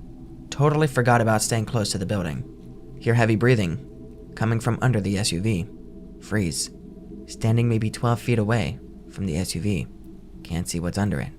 I don't want any trouble, I say with a stern voice. 2 a.m. You just stay under there, and I'll go inside, I say, backing away from the SUV toward the entrance to my room. The breathing slows down as something crawls around under there like it's making a nest, or some freaky ass shit. I open my door, and it stops crawling. I see hot breath rising from under the running boards, as if it's coming out from under the truck. I don't want to know what you are. Fall through the door and kick it shut behind me. Spin around and put my back against the door. Nothing. No noise. Shut the yard light off that had illuminated the SUV and that thing's breath. Get up in the morning and call the ranger down. Stay in the room until she comes to the door. Knocking makes me shit myself. Peek through the door. What's up, David? Remember that bear? Yes. I point through the door toward the SUV, where some serious marks were left. What happened? I come out, then you pull your gun out and point it at the truck. I am not taking any risks. We approach the SUV. She has her gun ready. There are a ton of marks all over the place, like it scooped snow under the SUV and pushed it out. She kicks snow under the SUV, and nothing happens. I pull out the keys and hit the panic button. Horns, sirens, lights, but nothing under it. Must have left in the night, she says, kneeling down. Holy fuck, you're nuts. I step back as she peeks under the truck, and immediately backs away, standing up in a hurry. Jaws guy face.jpg. What? What did it do? Did it hurt the SUV? No, it pissed and shit all over the place under there. Are you fucking kidding me? I moved the SUV, and sure enough, it pissed and shit all over the place. Rolled around in it, even. No fresh snow. Those are people tracks. That's the same foot. Seems like you got a friend, David. You know what? Fuck you, I say, rubbing my forehead. Excuse me? She asks. Sorry, this is just crazy. Are you guys gonna shut down the mountain? Yes, this is too close to the lodge to be brushed off. Whatever did this needs to be chased off or captured. Oh, sweet Jesus, thank you. Family and I book it. Get a call from the ranger a few days later. She says they never found the guy that did it, but the urine and shit samples came back positive for human. She asked me again what I saw that night when I pulled my hat over my face. I told her jack shit. Never returned to Murder Mountain. Family hasn't either. But I did travel with them a few more times. Haunted docs, anyone? As I've said, Maine is a haunted ass fucking place. Stephen King isn't lying. Shit is for real up here. The following spring after Murder Mountain, Central tells me that the family is back, and they want to go to the down east. Eastport. Holy fuck, far away. Hey, new Escalade, and I like the family anyway. By the way, piss and shit smell wouldn't leave the air system of the SUV, so we ditched it and upgraded to a new one. Roll up to the airport. Everyone's happy to see me. Dad shakes my hand and asks me how the Burger Baron is doing. Tell him I haven't heard from him in a while. We laugh again about him. So it's a long-ass air ride from the airport to Eastport. Naturally, they pick an old-ass B&B to stay in. I, however, opt out of chilling with them and book a room right on the water. They're about 15 minutes away from me. Dad asks if I want to stay, and I tell them that they should enjoy the weekend together, and that I smoke. He understands, and we exchange cell phone numbers. So, the first night, I'm sitting on the back deck of this place, outside of the restaurant downstairs, smoking with a guy from New York who hates Maine, but his wife loves it. I'm fucking fed up with this wilderness shit, he tells me, waving his Jack and Ginger around. I know what it is because I ordered a peach smoothie, and the bar handles everything but coffee and soda. Preaching to the choir. If I could afford it, I'd be in Japan. Why Japan? Really? You don't know why? No, it's full of sex for... Oh. I tip my smoothie to him. We tap glasses and laugh. I hear a splashing below us. Mind you, the deck hangs out over the water by a good 8 to 10 feet. I put my drink down and step up to the railing, leaning over. It's just a gentle tide smacking against the rocks. Just sounded like splashing. Paranoid after Murder Mountain. I sit back down and light up another cigarette. New Yorker asks me what's up. Thought I heard a struggle down there.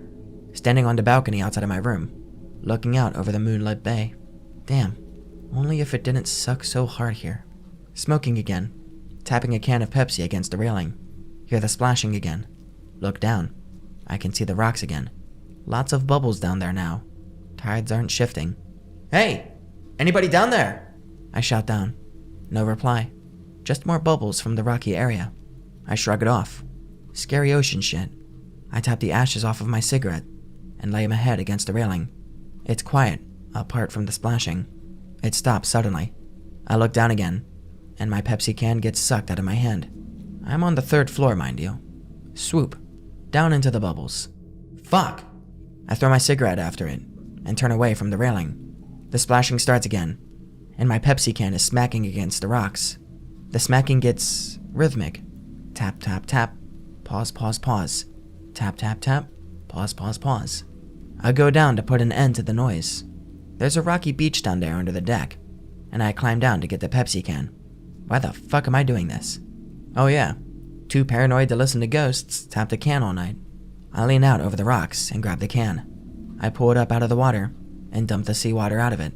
I climb back up from the beach and toss the can in the trash, nearest where I climbed up from. As soon as the can hits the bottom of the barrel, I hear a boat rub up against the dock. Shit, fuck, it's gonna eat me. I spin around with my fists up, like I'm gonna punch the Kraken or something. Oh, it's just a boat. This is God telling me to stop smoking. I set my hand down on one of the pylons that poke up from the dock supports, and I discover my cigarette is under my hand. Huh, lucky me. The ash broke off, so I lit it up again, and I look at the boat rubbing up on the dock. It's a cabin cruiser. The name on the ass end is Sea Toy. Sea Toy rubs up against the dock, again and again, as I'm smoking. I step off the pylon dock and onto the floating dock. I grab Sea Toy's rope and wrap around one of the weird bow tie thingies. It stops rubbing, finally. I turn around, and there's another cigarette on the pylon above. I still have mine. Ha! Okay, time for bed.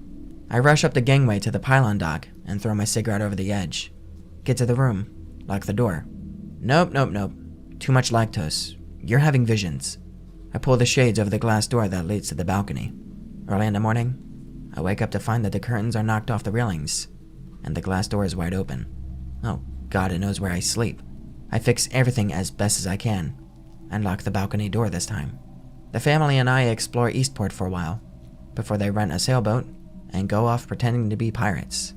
At the hotel, the New Yorker says he heard me last night. I tell him what happened, and he laughs at me, and offers to buy me breakfast. We have breakfast, his wife nags him to go sailing. I guess they sailed up here.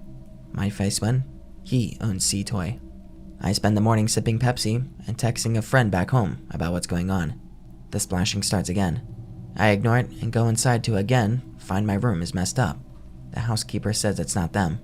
When Dad, Mom, and kids get back, I ask if there's a room at the B&B. I stay with them for the rest of the weekend. But it gets better. Holy fuck, does it go off the rails next. At the Eastport Inn, the owners have hired a medium to entertain the guests tonight. Springtime spooky shit, what the fuck? So I hang out with Dad in the back of the den, while the family and a couple of newlyweds get right in on the action. The gypsy-looking woman comes into the room, and the owners shut the lights off and light candles. Here we go. Dad and I have to shut off our phones. It makes the ghosts mad. Sure. We both watch as this lady starts walking around her room, waving her hand over people's heads. She says some superficial stuff about the kids and the newlyweds. Tells Mom that Dad thinks she's pretty. Duh. She gets to me. I give her a glare. She smirks and grabs my cheeks. And you've been marked. The fuck you say? Marked? I'm freaked out now. You're marked. Something to do with your smoking? Oh, hell nah. I pull my hands from her face, and Dad waves her off. What was that all about? He asks. I explain the cigarette and Sea Toy, my room, and the splashing. He shakes his head. He doesn't know about Murder Mountain, by the way. I rub my forehead as she goes on about a maiden that died at the docks. Vengeful husband drowned her after she fell in love with a highwayman. Dad nudges me. I wave a hand, too interested to not listen to her. She goes on and says that the husband killed her when he smelled the cigar of the highwayman on her. Dad begins to chuckle. I nudge him, and he starts laughing out loud. I get up and leave. The weekend goes off without a hitch. We leave Eastport, and Dad teases me about my ghost girlfriend the whole way back to the airport. Last summer, get a call from Central to go pick up at one of the shitty hotels across town. I wheel in and pick up a scraggly-looking guy. Long hair, balding on top, smells like piss and weed. He asks me to turn off the car radio and my taxi radio. I can't cut communications with Central. Just don't talk on it while I'm in here. Fair enough. We go to Goodwill. He pays in quarters and gets out. Joy. Laundry money. A few hours go by and I get called to go get him. He comes out with a cartload of 80s tech. Radios, alarm clocks, record players, phones, and a couple of TVs. Oh, fuck me. I help him load all of it, and we go back to the hotel, but stop at a mom-and-pop food shop so we can pick up a couple of bags of frozen dinners. Nice. So I help him unload the stuff into the hotel room. Room smells like piss and weed. He pays in quarters again. Hello, Coinstar. The next day, I get a call to go get him again. I wheel in and find him standing outside of his room, facing the door, dressed as Captain Jack Sparrow. One of those buycostumes.com ones. Fake hair, sticky beard, shirt, hat, the works. He slides on a pair of Men in Black shades and gets into back. Ahoy, Captain. Where we be headin'? Funny. Goodwill again, and shut the radio off. Good enough? He asks me to wait while he goes in. He comes back with 2 gigantic speakers, and we load them up. I help him unload them. He's nailed the radios to the walls. The clocks are hung like Christmas lights. The records are playing in reverse, and the TV screens are linked with bare copper wires in the shape of a square. He pays in quarters again. Hey, it's probably not okay to nail stuff to the... He shuts the door in my face, and I hear him lock it up. Okay, well, see you for breakfast then. I ask jokingly as I go back to my car. A few days go by, and I get a call from Central that the police department needs me to come pick someone up at the hotel that this guy was at. Captain Quarterbag must have gotten busted for defaming property. I roll up and get out. My cop buddy is the one who called. He tells me that Captain Quarterbag got his hands on a shotgun and shot his caseworker when she finally tracked him down. Vietnam War veteran. She's in ICU, and he's nowhere to be found. He opens the door, and this guy had gone epileptic Spider-Man all over the inside of the hotel room with copper wire. I look to my friend, who then asks me what I know about this stuff. I confess to knowing that he nailed shit to the walls, but not this level of crazy. I tell him about the stuff he bought and how he dressed. A few weeks go by, and my cop friend calls to tell me that now that the investigation is over, I should probably know that they found him, cocooned in the copper wire. His body was all charred up and jerkied, having been cooked by the wiring. Why did I need to know this? He tells me not to take this personally, and in the future to tell them when weird stuff like this happens. So, I should just put you on speed dial. Morning, noon, and night, he said. We don't talk about that, at all. I never saw any of the guy's body, but it just sounds disgusting anyway. So, this is from over the winter, December. I have a regular transport with a mentally challenged client. Cool guy, not big on the talking, unless it's a pretty girl. Driving on a sloppy road. Plow guys are slacking. Splish Splash might be taking a bath soon. So I slow down as we come down this steep hill, and tires give. Ass end of car starts to come around like the trunk is going to lead the way now. Oh fuck nah. I cut back into the drift, and tap the accelerator so the rear end straightens up. Fishtail for maybe 100 feet until we get to the bottom of the hill. Phew. My client, let's call him Shy Eyes, giggles a little, and I laugh too. We're friends. I'm stopped, giggling like a little kid when a blue light appears in my rear view. Cops? Is not having an accident illegal now? Nope. Something comes over the hill and up into the air, Duke Boy style. Slush and shit rains down on my car, and being an idiot, I cover my head like I'm gonna get rained on. In the car. Derp. Holy shit, this must be old as fuck. No one fucking says derp.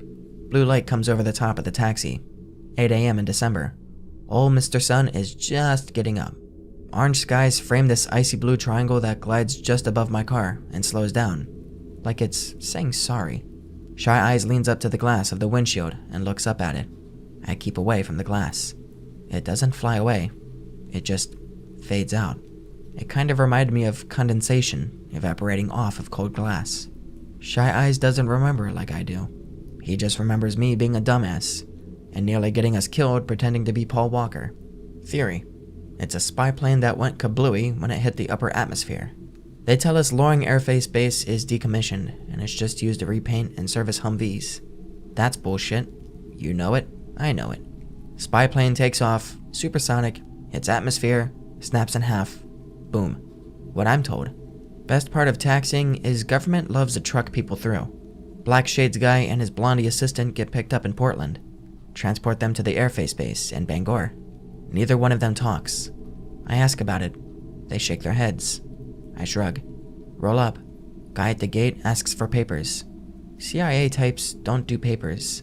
Gate guy gets miffed, asks for ID. CIA hands him a letter. He radios the instructions into the base. Humvee rolls up to the gate. The gate opens and the gate guy leads me in, walking just ahead of my bumper. Humvee opens from the inside. Dark Shades and Blondie get out and get into the Humvee. Get turned around by gate guy. I pull up to the gate and pull down my sunglasses, staring at the guy. You know what? That guy's an asshole. Expect us to go to war with Russia any day now. He waves me on. Oh, thank God I'm diseased. I live on a lake. Shitty lake camp, but it's a swanky bachelor pad, and I'm cool with it. This was back at the end of last summer. Sitting on the front deck, looking across the street to the lake water, rocking back and forth on the porch swing. The loons are calling. Frogs are trying to get laid. It's an LL Bean commercial. I put my hands behind my head and drift off to sleep. I wake up to the sound of something clattering around in my trash cans. Oh, come on. I sit up and look toward the bottom of my driveway. There's this kid poking through my garbage. He's got regular kid clothes. Hey, you! Cut the shit! His head snaps up and drops the can's lid. Can't see his eyes. I just know he's looking. I stand up and point at him. "Go home! Leave the trash alone!" He stands there, staring. I get the same sinking feeling I did when I heard the coyote bones being snapped. What the fuck now? The kid's arms twitch a bit, like he's got a chill or something running up his spine. "Well?" He leans down to the trash again. "Hey!" I step down off of the deck and onto the gravel. My foot makes a crunching noise and something dashes into the bushes at the top of my driveway. Kid runs off down the street. I hear his footsteps for a while. I sit down on the steps for a minute, contemplating getting a gun. There's a sploosh in the lake across from my place. Like a frog just jumped into the water or something. The loons stopped calling for a minute. Well, time to go inside and lock all the doors and windows. I finally get to bed after locking the house up and listen to the loons start calling again. This is a short one, but you can probably experience it too up here. Late October, a few days before Halloween. Driving on a rainy night. How did I get talked into this? Leaves falling out of the trees, getting stuck to the windshield. It's a fun time. Roll the window down to smoke. Cigarette dangling out of the window, while I cruise to the next quote-unquote city along the coast to pick up a homeless guy and bring him to the hospital up my way that'll take him. Groovy tunes on the radio. I come around a tight bend, and I hug the line a little closer than I should have. White Toyota is in my lane. Holy fucking shit, gonna die. Jerk the wheel to narrowly miss a car. Come to a stop to get my wits. Crazy fucking kids. This is what MTV gave us. Frazzled. Lost cigarette. Light another one and park for a minute. Puffing to some White Lion. Tapping the side of the car, listening to the music. Some guy grabs my arm and leans in. "You okay, mate?" I smack his arm away and lean away from the window. "Fuck you!" I shout like that's going to scare off the woods demon that just tried to tear off my arm. Friendly, middle-aged guy. Greased hair. Shit-stained mustache. "Hey man, just checking on you." Glance in my rear view and spot the Toyota sitting behind me. "Well man, you scared the shit out of me. Sorry, I said hello, but I guess the music was too loud. You're okay, right?" Yeah. Sorry for yelling." "It's cool. There are a couple of deer in the road up ahead. Watch yourself." I nod, and he gets in his car and pulls away. I take a minute and cool off, put it in gear, and roll on. Round the bend he was talking about and come to a screeching stop. Turn sideways in the road. That's not a fucking deer. It's not even a couple of fucking deer. Middle of the road stands a moose. Over the top of a dead moose's body. Moose is ripped to shreds. Got hit by a moose blender or something. Other moose is standing guard. I inch up onto guardian moose, and it lowers its head, ready to charge. I stop and beep the horn. It lifts its head and steps aside. I cruise by slowly. Moose turns its head, as if it's scoping me out for the guy who did this to its wife or buddy or whatever.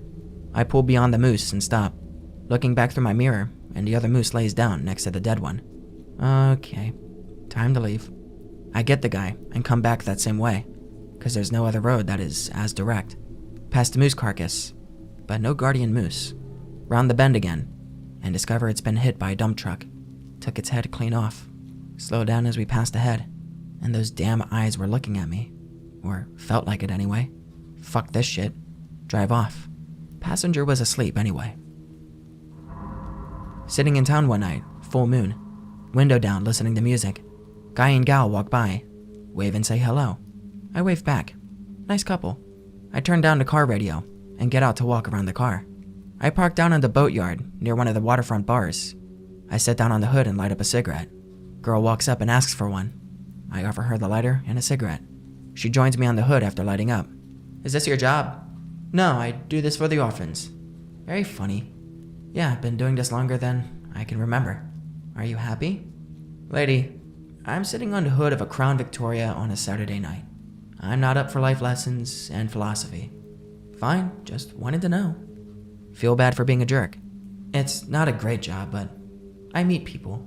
I like people. It's a good quality to have. How about you? Smoking with taxi drivers your job? Ha, no. I'm just a girl wandering through the world. A traveler, huh? Welcome to the road. Thanks. She gets up and walks off into the darkness of the boatyard. Okay, bye. She waves over her shoulder. I hear a hard thud come from the boatyard. Time to man up, David. Get in the car and cruise into the boatyard. High beams on. She's standing on the edge of the boat lift with a piece of a broken rowing oar. I get out and walk up to her. Everything okay? She nods and tosses the oar into the river. Gypsies are always okay, traveler. She looks over her shoulder toward me. Her eyes are that weird reflective kind that animals are, so you know that they're about to run out in front of you. Nope. I get back in the car and back out of the boatyard. Radio to Central to send the cops down. They find a broken oar and her jacket, but nothing else. Cop friend tells me that they chased some gypsies off the public beach the morning after. Gypsies come through town a lot.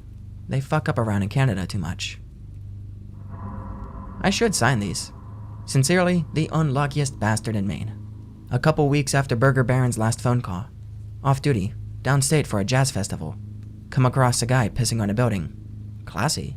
Walk by him and under a catwalk that connects two banks together, or some Richie Rich shit. I step under the catwalk as I spot a dog walking up the street. 1 a.m. Saturday. I'm on that side of town, I guess. I pull my hands out of my pockets and clap for the dog to come to me. The dog stands there, under the street lamp's light, looking at something on the other side of the street. Its ears twitch occasionally like he's hearing something. I approach cautiously. Maybe he's tracked a raccoon. The dog's head lowers as I get closer, but it's not looking at me. I step up to the dog. It jumps a little once it realizes I'm so close. Dog snaps back to what it was looking at. There's this bat thing resting on a brick wall, like full-on attached to it. I place my hand on the dog's head, gently massaging his head. Easy. It's just another animal. Dog bolts off suddenly. I watch it run off into the darkness and turn back to the bat thing. Its wings spread, and holy shit, it's huge. I'm looking at a bald eagle-sized bat thing. It crawls a little higher on the wall, ignoring me, I guess, as it heads toward an open window. What? I'm stunned. It's huge, and it's headed for that window. I pick up a rock from the road and toss it into the trash cans. It makes a big rock-hitting metal noise. The bat thing falls off the wall and into the trash, tearing it to shit. I hear it snorting and tearing at things as it goes after the rock. Welp, leaving now. I take off the same way the dog did. Homeless guy tells me it's lived here for a few months, since warm weather came. The homeless avoid it. I ask him why. The fuck do you mean you ask him why? He says some crazy guy shit about how it steals souls or something. I ask him how that works. He asks for money. Nice. I hand him a 20, and he stuffs it into his underwear. Ugh.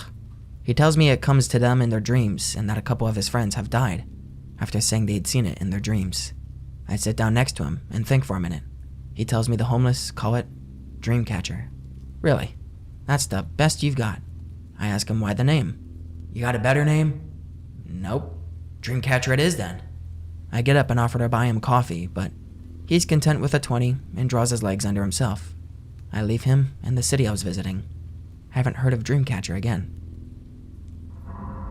Same Maine friend. On duty. Christmas time 2010. Santa's Village downtown. Kids everywhere. Gypsies are in town, selling stolen shit. Good times. Having breakfast at the bakery downtown. Hey David, have you had any fares headed out to that old trade station? Nope, it's condemned. Nobody lives there. Weird. A guy came through here the other morning. Asked to have a wedding cake delivered down there. You didn't take the job, did you? Nah, he couldn't give me an address. Just the old train station. I'll keep that in mind. Go about my day. Christmas rolls around. No kids or wife to be around, so I'm working. Twiddling thumbs by the boat landing, watching it snow. Central tells me to head over to the honky-tonk country bar at the edge of town. Who the fuck is drinking on Christmas? Head over. Old guy smoking by a truck that slid off the road. Need a lift? Called a cab. I turn my top light on. Guess you're the guy. I'm the guy. He gets in, and I crank up the heat. I ask him where he headed. He tells me the old train station. Okay, it's condemned. I can't leave you into wintertime with nowhere to go. Relax, I'm not living in the station. I'm converting a boxcar into an apartment. Oh. Apologize for being a shithead. Everybody's creeped out. It's fine. Drop him off. Christmas morning. Wake up downtown. Fell asleep waiting for a call, I guess. Central tells me that the guy at the train station wants me to come down before I get off of work. Goody, Boxcar Willie wants a sit down. I cruise over. Wheel into the train station's parking lot. Can't get to the rail yard without walking around a platform. I get out and lock the car, just in the case. I walk around to the rail yard and find that he's been skinning dogs, deer, rabbits, cats, etc. He's sitting on the landing, wearing a red coat and black jeans. He spots me as I spot the skins. Hey, David, Thought I wouldn't see ya. Fuck. If I run, he'll chase me. Hey, Van, go away. Which is just a fake name. I called him by his real name. I step up onto the platform and try to ignore the skins being stretched into doors of the boxcars. I keep a good 10 feet between us. My truck is pretty fucked up. You think you guys could handle moving me back and forth between here and town? It's our job. Sounds like a plan then. He stands up and I step back. He turns away from me and sets a glass of wine down on the floor and reaches into his pocket, pulls out a watch and some money, gold dollars and regular bills. He offers $50 to make sure he gets top billing when it comes time for a ride. I accept and wish him a good day. Book it out of there. Tell Central I want nothing to do with the place. Send Ken or Barbie down. Actually, better not send Barbie. She'd make a nice coat. Van Go Away hung around town for a while before he abandoned the rail yard, and I guess joined the gypsies. Continued from previous thread, I guess. Friends of the Mountain of Murder / Eastport girlfriend ghost family booked me to take them down to a rich gated Bayside community. Rent a house for $2,200 a week. What a deal. Fuck my life. Fancy new Escalade in the middle of a tourist community. Out of status everywhere. It's cool. I'm from here. I speak the language. Brought wife and husband here. I'll call them Mark and Cleo. Mark and Cleo rented a house and wanted me to stay in town because there's no taxi for at least an hour. So I stay at their place in the mother-in-law's house out back. I'm hanging out by the waterfront talking to an old flame. The fog has rolled in, and the lights along the dock are making shapes out of the fog bank. Looks cool. In the distance, I see a white light, like a flashlight, out over the water bobbing up and down. The lighthouse about a mile away starts sounding off, a warning to boats. Foghorns are loud.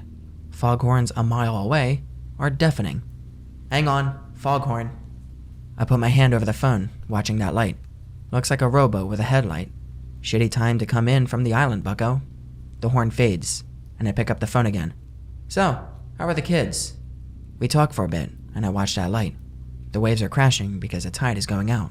Still, that light doesn't move except to bob up and down on the waves. Hey, I think there's a boat stuck. I'll call you back. I hang up and put the phone in my pocket before heading out onto the foggy dock. The light seems to be sitting at the end, but it's too far out to be tethered. I step out to the end of the dock, at least where it feels like the end. Too foggy to tell. I grab onto the railing and a lamppost just to make sure I don't take a dip. Hey, are you okay? I shout into the fog. I hear nothing. The light continues to bob up and down. Hey, I'm not a cop. Just tell me you're alright. No reply. The light just sits there in the fog. I smack my hand against the railing. Look, it's not cool to just be an asshole in the fog. I'm pissed. This dense fucker could get hurt. I step back from the edge. Something brushes up against me like I stepped into it. I turn around suddenly, expecting the person in the boat to be there. This 30-yard dock is crawling with fog people. This is a legit phenomenon in Maine. Humanoid figures wandering through the fog. Holy shit, ghost convention. I latch onto the railing. What the fuck do I do? I push myself off the railing and toward the shore through the fog people. I can feel them walking through me, or I'm walking through them. I see them dancing.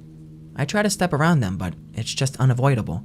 It feels like I'm walking through cobwebs and hot hair. I jump down onto the beach once I'm close enough and rush up out of the fog. I turn the headlights of the Escalade on, and I can see them clearly now. 20 or 30 of them walking around, dancing, just being fog people. I climb into the SUV and call my friend. Hello? Fog people. All over the docks. Calm down, David. They walked through me, Avera. Not her real name. No, you walked through them.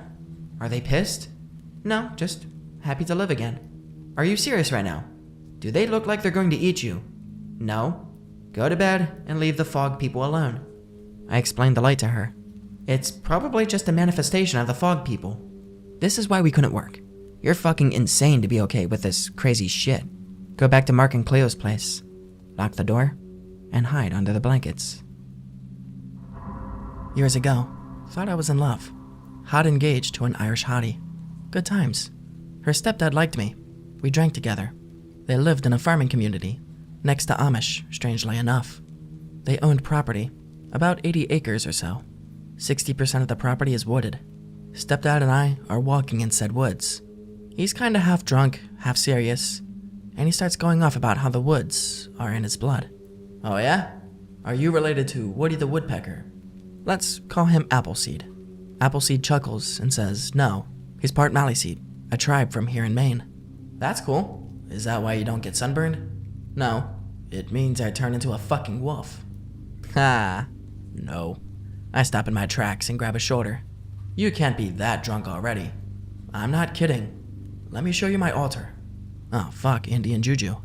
I follow him quite a ways down in. So far I can't hear cars anymore, or really much more than some annoying birds. He leads me to a clearing, man-made, that sits at the bend of a river, rushing water. He stands near the edge and places his hand on a carved stump. Lots of faces carved into it. Birds, wolves, foxes, and etc. It's not a totem pole. It's just a tree trunk with shit carved into it. Looks super old. He pats the side of it and asks me to come touch it too. I touch it. Feels like slimy wood. Okay. He shakes his head. Be glad she loves you. You're as mortal as they come, my friend. I shrug. Means I won't be chilling with wood, I guess. He chuckles and we go back to the house for dinner. A few weeks later, I get a call from his wife asking me if I've seen him. No, he's your husband. Don't get smart. He's been missing for too long. I come over with the fiancé and we go down into the woods. Blood and guts everywhere. Sheep body parts all over. I stop in the path as we get closer. You two should go back. Oh fuck you, I want to go back. They go back up the hill. I grab a branch from the side of the path and hold it like a club. I get closer to where his altars were. No birds. I step into the clearing and I spot the altar he showed me, caked in blood. Sheep's head resting on top of it. The ground is covered in shreds of his clothing. Appleseed is nowhere to be found.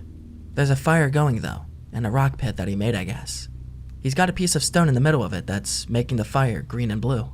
I can hear a bunch of rustling in the bushes all around me. There's a feeling in me, like I should run. My feet stay planted as I hold the branch up, ready to swing. Appleseed steps out from the bushes behind me. I turn and swing. He catches the branch. He's like 53 or some shit. I'm 23 or some shit. Holy shit. He's naked, by the way. Ugh. Appleseed is covered in blood. It's caked under his nails. He's got it in his hair. His balls have blood on them. He smiles to me. His teeth are bright yellow. Told ya, he says, tugging the branch out of my hands, like I'm a toddler holding a wiffle bat. I step back from him as he kneels down to pick up his glasses. Why? I had to prove something to you. What the fuck could killing sheep have to do with proving anything to me? I had to prove that you don't belong in his family. Good point. Bye then. I leaned over and grabbed his shirt. Here. Clean your balls off. I basically died on my way up the hill. I felt him following me the whole time. I didn't look back, but I could hear his feet on the twigs and branches in the path. He stayed a breath's pace away from me the whole way. Get back up to the girls. He's just camping, guy stuff. Better leave him alone. Broke up with fiancé. Found out later that she was cheating on me anyway. Don't go in the woods on a full moon. 2009. Up in Holton, way up on the Canadian border. The Woodstock side. Having dinner with an old friend who just made it to being a country music star. Let's call him Art. Art and I went to school together when I lived up there, ages and ages ago. I left when I was 10 and never looked back. We're outside at a bonfire, talking about tits and ass. Good times. Art gets up to get a beer, and one of his new friends comes back out with him. Let's call this one Jason. Jason and Art talk about the crazy shit they saw when they were loggers over in Jackman. Jackman is over on the bad border with Canada, the Montreal side.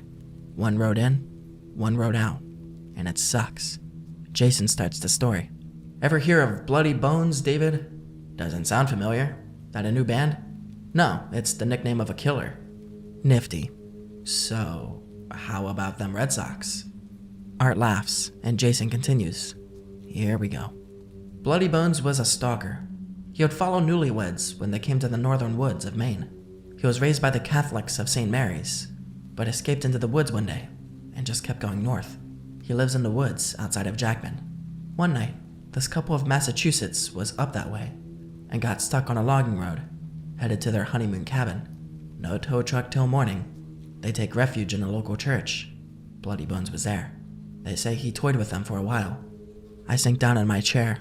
Shit, I hate this shit.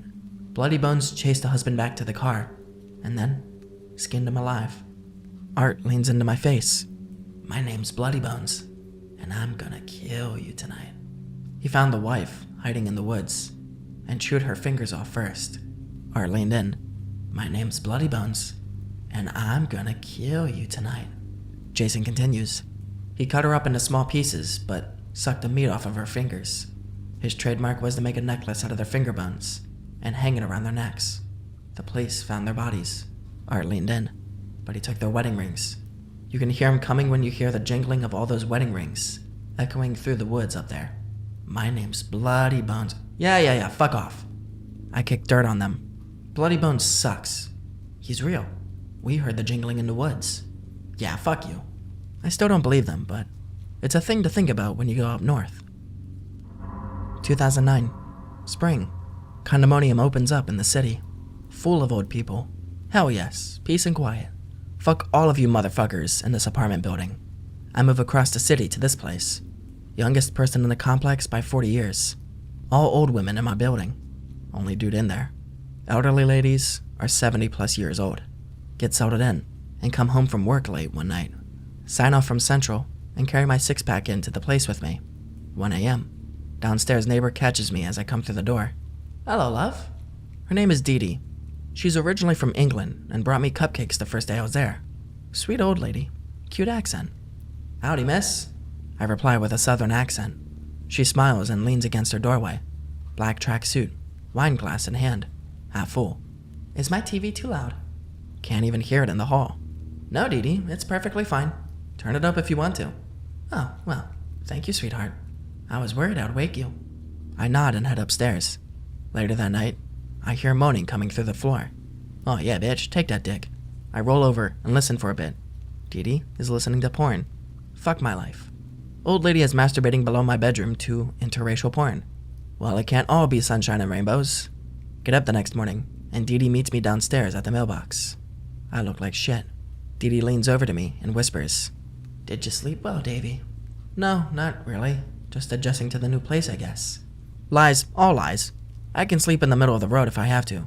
Might be more comfortable. Aw, I'm sorry, Davy. Do you need more cupcakes, maybe? No, I already look like a cannonball with legs and arms. That's very kind, though. Well, can I ask a weird question? Sure, Dee Dee, what's up? Holy shit, this is it. I'm gonna have to move. Neighbor lady wants to assault me. You have a gal, Davy? No, Dee Dee, I don't. Well, maybe you should meet one of my friends. They're around your age. What do you say, Davy? Want to get to know a special gal? Oh, thank Jesus. Sure, Dee Dee, you know where to find me. I step past her and head up the stairs again, going through my mail. Your haircut is sexy, Davy. Don't change it. I shudder a little going into my place. A few days go by, and I pick up a woman from one of the swanky condos by the river. She's all dressed up, headed to my building. Wonder what's up. I try to talk to her, but she just smiles. Okay, doesn't speak English. Great. I drop her off, head back to work. Central calls, and 3 more women are headed over there. All of my what? I pull into the hotel. These girls get in. None of them talk to me. I drop them off. Okay. I get in late that night, 3 a.m. or so. Back is killing me. I come in and head up to my place. I open the door and come in. Turn on the light. Dee Dee and 4 women are sitting in my kitchen. Holy mother of Christ! Fall through my doorway and into the hall. Dee Dee, what the fuck? I shout as I sit up, hearing her and a couple of the girls rush my way. Sorry, love, it's a surprise. Breaking and entering might be okay in London town, but here in the States, it is not cool. One of the girls, the first one I brought, helps me to my feet. Oh, hush. Come in, we have booze. It's my place. Are they my booze? Of course they are. Fantastic.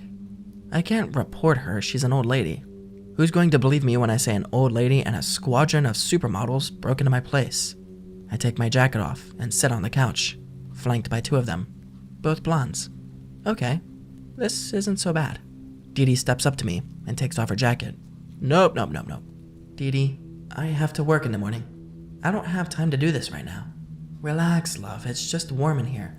Calypso, you and Juliet get Davy a drink. I know it's her because she's calling for Davy. I get up and go to the door in my boxers and tank top. Davey, I heard you screaming last night. Are you okay? Why didn't you ask last night? I'm fine, Didi. I don't remember screaming. Oh, maybe I was dreaming of you screaming. She walks off down the hall and goes down the stairs. My face went. I shut the door and check out those scratches. Gone. All gone. Just a bloody tank top on the floor. A week passes and I'm home late again. Bar nights are keeping me out longer than I want, but Central trusts me to toe the line while they find a new bar guy. I come in, covered in confetti this time. Bachelorette party. So much titties. I come through my door and turn on the light. No Didi. No strange women. Find a note on my bed. Open it up, and it just has a black thumbprint in the middle. Leaving your mark, huh, Didi? I throw the note into the trash and go to bed. I have nightmares about being ripped apart by those girls. Didi jumping on my chest. I wake up to the smell of burning cinnamon. Not cool. I go out to the kitchen. It's not my place. Smell the air. It's coming from the floor. Didi is burning something. The smell goes away by noontime. Central gave me the day off. I spend it napping, snacking, and watching shit on YouTube. That night, my apartment gets really, really warm. Sweating balls, man. I draw myself a cold bath and fall asleep in the tub. I wake up a few hours later, hanging out of the tub like somebody tried to drag me out. Scratches on my shoulders and arms. I stand up out of the tub and immediately feel like I'm lighter than air. I wobble around on my feet for a bit, trying to remember how my feet work. Burning cinnamon again. Get dressed. 11 p.m. Go down to Didi's apartment. Knock on the door. Rustling. Didi comes to the door in just a robe, half-tied. Gonna barf. Hey, is everything okay? Yes, David. I keep smelling burning cinnamon through the floor. It's none of your business. She shuts the door, and I go about my business. Notice later that the scratches are gone. Get to work late the next day. Central's pissed. I tell them to deal with it and go about my day. Get a call from my landlord that he's renting a hotel room for me for the next few days. Why? Electrical fire in Didi's apartment. Is she okay? She wasn't home. Well, that sucks.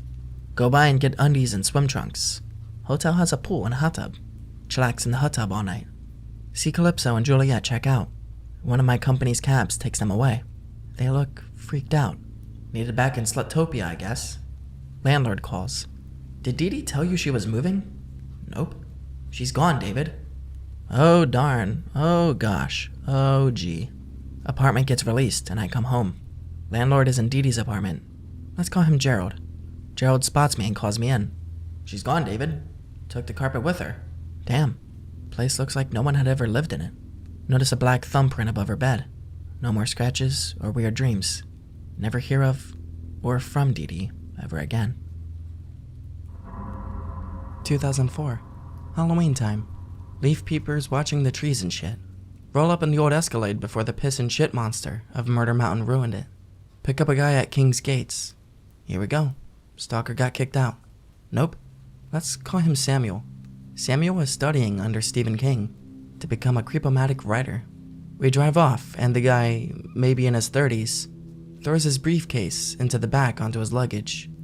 Something wrong, champ? That guy is like a child. Oh boy. It's like I'm dealing with an 8-year-old. What's wrong with him? Get this, okay? He has to sleep totally covered by the blankets, with only his head poking out. I stare in the mirror for a moment and nod slowly. Hell, if I had all the nightmare fuel living in my brain, I would probably shrink wrap myself before bed. He has to have night lights in every room and every hallway. So he's a weirdo. Oh no, it gets worse. Great. Bitch fest all the way up to the airport. Did you see the house next to his? Mossy abandoned looking heap? Yes. He bought that off of the people that owned it after their daughter was assaulted and murdered. I blink a few times, disbelief lingering in my heart. So, that's odd. He goes on and on about how that little girl came over and gardened with his wife and pestered him about his writing. He and his wife would send her home after a while, but she always came back. So, she gets kidnapped, assaulted, and murdered. Parents leave town. King buys a place, get this, and he uses it as a haunted house. That's a little sick. I know, right? King uses it as a haunted house for Halloween for years. Says it's 'cause the girl loved Halloween. Weird shit starts happening, right? People get pushed, hear laughing, footsteps. It's a haunted house. It's supposed to do that, right? In July? I nod. Fair enough. So he shuts it down because he's afraid someone will get hurt. He has his office moved too, so he can look at the house while he works. On rainy days, he locks himself in that room and sits in that window, watching the house. It's like he expects her to make faces at him in the window or something. Well, that's a whole new level of fucked up, I reply. That's not even the worst of it. When he gets stressed out, he goes over there and talks to her. Nope. We get to the airport. The guy pays me, and I wish him well. Tourists want to see King's house. I tell Central to send another driver. My brain only sees that little girl standing in the window, shaking her head. So I just want to note that on the day that this happened, I also had to dodge a body careening down I-95 in Newport after it fell out of the coroner's truck. Get a call from Central to head down to Augusta Air, bringing hippie chick to hippie encampment just outside of town. Stock up on Pepsi, take a piss. Headed out of town, Dave. Yep, more hippies headed out to that hippie camp. Out of status. Too bad they're so pretty. Store clerk and I laugh. Head down to the airport in the Escalade. Standing at the gates, holding a sign, Darla, tie-dye babe straight out of a Sonny and Cher music video, waltzes up to me. Welcome to Maine, sunshine. Hola. She teases and hands me her bags. Yep, baggage bitch. I load her things and get in the SUV, and we head north. So what brings you to this part of Maine? I'm going to Freemeadows to lead a cleansing ceremony. That sounds pretty fun. Men aren't allowed. Not so fun now. She giggles and smacks the back of my seat. Oh, stop it. It's to cleanse the female body. So men don't need cleansing? You're a little too far gone. I nod slowly. Feels bad, man. We roll up to Freemeadows, and a bunch of look-alike hippie women come out of their teepees and cabins. They circle the SUV. Friends? Believers, she replies, opening the door. I get out too. They give me a wide berth and slowly make their way around to her. Everyone hugs. Now kiss. .jpg. I close the back gate after unloading her things. She motions for me to come to her teepee. Oh, yes. I carry her things there and tuck them into the back. She's taking her shirt off. Should I go? Does the female form frighten you, David? No, Darla, I'm just polite. Social structures, there is no polite. She slides a tie-dye dress on and kicks her pants off the rest of the way. So, will that be all? She nods and I leave the teepee. She already paid before we left the airport. I get back into the Escalade and head out. I watch in a rear view as they all hug again. Filthy hippies. Later that night, I get a call from Central to go back out there. They send me in the regular cab. Darla's sitting by the road. You rang? I ask, rolling down the window. David, please go to town and bring back bottled water. You got it.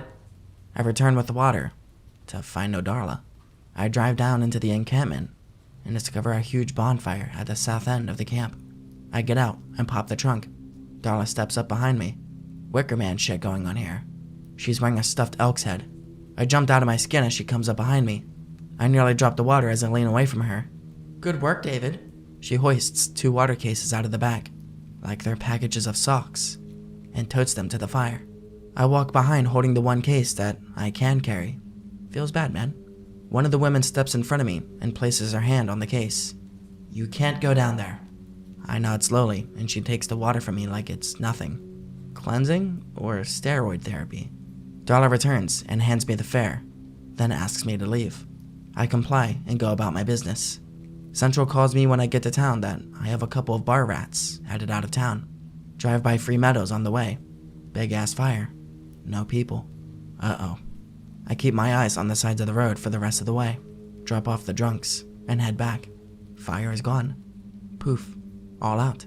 It's super dark down there, and I half wonder what's going on. I slow down by the road to enter, but I don't go down. I come to a stop, looking down the road. Moonlit figure standing in the middle of the road. Eyes like fire. I swallow hard as I can feel those flaming red eyes look into mine. I sit there for a moment, contemplating what to do next. I radio to Central that I'm getting out to check on Darla. I put the car in park and engage the hazards. I get out of the car and walk around the trunk. The figure in the road is gone. Oh, good. I tap my hand against the hood, unsure of what to do now. The brush moves a little closer to me, then where that figure stood. A bright silver elk steps out of the bushes and assumes the same position the figure had before. Same red eyes. I step toward the road. The elk begins to trot up the road, dizzyingly uncomfortable now. What the fuck is happening? It's like 60 yards away. Thing is huge. Looks like a meat bus standing in the road. It stops at 50 yards and stamps its foot. I put my hands up. Okay, I'll go. I step back away from the car and then get back in. The elk comes up onto the road and stands behind the car, eyes peering through the back window into the rearview mirror. Sweet baby Jesus, deliver us from evil. I put the car in gear and pull away. The elk follows for about half a mile. When I look back up, it's trotting down the embankment from the road, headed back to the camp. In the morning, I get a call from Central to head out to Free Meadows. I pick up the Escalade as the boss tells me it's Darla. I enter the encampment, a little weirded out from last night. Darla steps out from her teepee in her shirt and pants again. Other women follow her lead and step out as well. They circle the SUV again as Darla gets in. I load her things as every move I make is being watched. I get in after closing the gate. They clear a path for me to leave. You shouldn't have come back last night. I glance into the mirror, shrugging. The fire was out too early, so I figured... Don't give me excuses, David. Okay, fine. We stay silent for a while, and I drop her off at the airport. An airport attendant takes her bags. Darla faces me and hands me a wad of cash. As I took the money from her, Darla grasped my hand, nearly crushing it in her grasp. Don't you ever, and I mean ever, interfere with what you don't understand again. She growls through her teeth, her eyes shifting that red color that the elk had for just a second.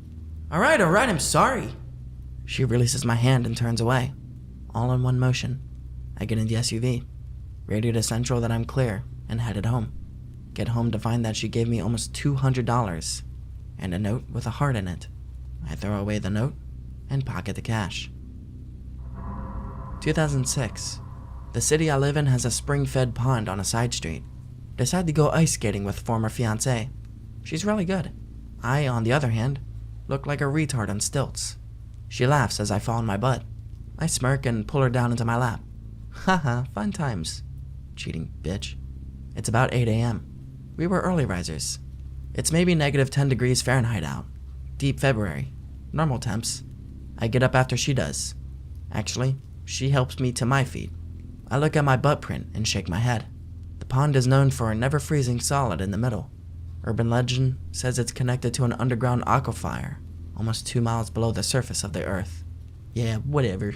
Geology's for nerds. I wobble around a little more as these kids come onto the ice to play hockey. I remind them about the middle, and they blow me off. Whatever, die, see if I care. Fiancé and I huddle up in the pavilion by the pond and watch the kids fuck off on the ice. Suddenly, there's a massive thump from under the ice. One of the kids falls over. I snicker, but my fiancé gets up to check on the kid. I see the ice pick up and drop, like the whole pond. I grab her arm before she steps onto the ice. Wait, Alana. Just wait. She's offended. The ice picks up and drops again. Another huge thump. Get off the ice, now! I shout to them as they scramble for shore. I kick off my ice skates and rush over to the edge. They're like 8, maybe 10 years old. Grab a couple of them and yank them up the embankment away from the ice. Kid that fell over crawls to the edge as the ice picks up. Drops down on his hand. Crunch. Fuck. I grab his hand. Fingers are broke. I know it. The ice lifts and yanks him and his bum hand off of the ice. Fiancé is gawking disbelief at what she's seeing. I stand up and realize my toes are freezing. Shit. The center where the ice doesn't freeze solid begins to swirl. I look to my fiancé and then to the kids. A loud popping noise fills the air around us, before the swirling center just blasts upward. Thin ice chunks fly all over the ice. As the ice picks up again, feet are freezing. The ice settles down once more. The kids start crying. Fiancé sits down, and I wibble-wabble back over to her. I sit down next to her and massage my feet warm again. What just happened? Don't know. I'm not gonna stick around to find out. I reply, sliding my boots back on. What about the kids? I look over to the kids who are just galloping down the street in their socks too. They are long gone, honey. We should be too. I get her to her feet and take her to her car. We get in as the ice groans, like it's about to shatter or something. Alana, it is time to leave. She puts the car in reverse and we speed away. Hear from my cop friend that there was a sewer leak in the pond. Oh, so hot shit made it look like something was trying to escape? You don't remember Taco Tuesday in high school, do you? Ha, very funny. He tells me the kid with the broken fingers will be fine, and the kids are being told not to lie. I feel bad, but what the hell could I say? Pond master tried to chow down on some teeny bopper breakfast? I haven't been back to that pond. The pond has no living animal in it. No frogs, no birds, no turtles, no lizards. Just bugs. Every once in a while, I'll hear about a crunch of bubbles erupting from it during the hot summer days, but nothing more than that. Skinwalker reservation. Get home late one night after working the bars. Check email, and Central has me scheduled for a weekend booking in the western part of the state. Okay, fine. Didn't want to clean up puke this weekend anyway. Clean up Escalade for airport pickup. 3 dudes from out west coming in. They have English names, even though they were clearly Native Americans, so let's call them Jeff, Carl, and Ryan. Arrive at airport. Stand at escalator with my sign with Jeff's name on it, because he's the one who set up the booking. 3 clearly native dudes come down the escalator. I'm expecting Dances with Wolves, Eagle Shadow, and Split Arrow for names. Nope, Jeff, Carl, and Ryan. That's fine then, .jpg. Load their luggage that is just some canvas sacks, and a big wooden trunk. Trunk is heavy as fuck. On the way up, they tell native jokes, and make fun of the way we drive in Maine. Herder, cars instead of horses. Now if you don't know, there's only one road that goes up to the far western portion of the state of Maine. The northwestern corner of the state is literally devoid of human development. Straight up Bear Grylls territory. Jeff tells me to head toward Jackman, and he'll tell me where to turn off before we get there. Drive for a long, long time. Almost to Canadian border, and he tells me to turn off at Muddy Dirt Road. Engage 4x4 mode. Escalade goes full beast mode as we head down what feels like a logging road. Sure enough, I have to pull over for a logging truck to pass. Truck driver is all, what the fuck is an Escalade doing here? Carl explains the loggers are coming into the tribe's territory and have repeatedly ignored their warnings about staying off their land. Ryan laughs. We continue up the logging road until we pass the loggers' camp. Just a bunch of trailer trash mobile homes, parked in a row with a big-ass generator feeding the trailers. Beer cans everywhere. Jeff sighs seeing the mess and directs me to speed up. I do, but only so much. The mud makes driving a bit difficult because of the huge logging truck ruts in the road. Escalade slides a bit around the turns, and the guys think it's cool that we're drifting in a luxury SUV. Me, not so much. We come up to a clearing that leads to a large cattle ranch style fence. Fence is maybe 10 or 12 feet high. Reminds me of an old western movie fort wall thing. Jeff tells me to stop before we get to the fence. Ryan and Carl get out, and Jeff and I stay in the SUV. Ryan walks up to the wall. Looks like he's talking to it. Carl stands in front of the SUV with his arms crossed and legs spread like he's a karate master trying to show off. I pick up my phone to message Central, but there's no signal. Great. Now I'm going to get scalped and I can't even tell anybody about it. Jeff notices me waving my phone around for signal. No signal out here, Dave. We bought a satellite phone though. You mind if I use it to let my boss know that I'm safe? Sure. We need to call our wives and tell them we made it too. You're welcome to use it after us. Thanks, Jeff. No problem. Just be quiet for a while though, okay, Dave? I'll let you know when it's okay to talk.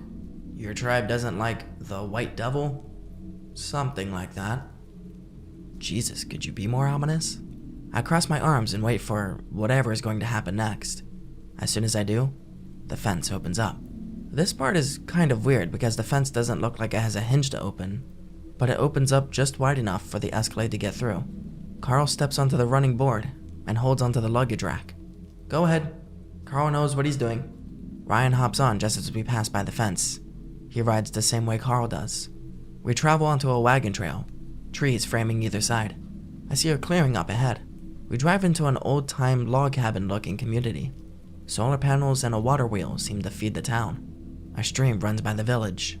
Dogs and kids are running around. A bunch of people wearing flannel shirts and jeans stop and watch us drive in. Everyone is super duper native. Jeff tells me to pull up to the cabin nearest to the entrance to the village. Carl and Ryan jump off as we come to a stop. Jeff tells me to stay in the SUV until he comes and gets me. I shrug and put the Escalade in park. Jeff, Carl, and Ryan go into the cabin. An hour goes by, and they don't come out. I recline the driver's seat and put my hands behind my head. I wake up to Jeff tapping on my window. It's dark now. The radio clock says it's been about 4 hours. Goody, my back is going to love me for sleeping in the SUV. Dave, come on out. I get out of the Escalade, and Jeff takes me into the cabin. The cabin is maybe a 3-bedroom. There's a young guy with short hair sitting at the dinner table. He remains stone silent as I enter. Jeff tells me to sit. Ryan and Carl are by the windows, looking out toward the tree line behind the cabin. Dave, this is Ben. The young guy sits up and extends his hand to me.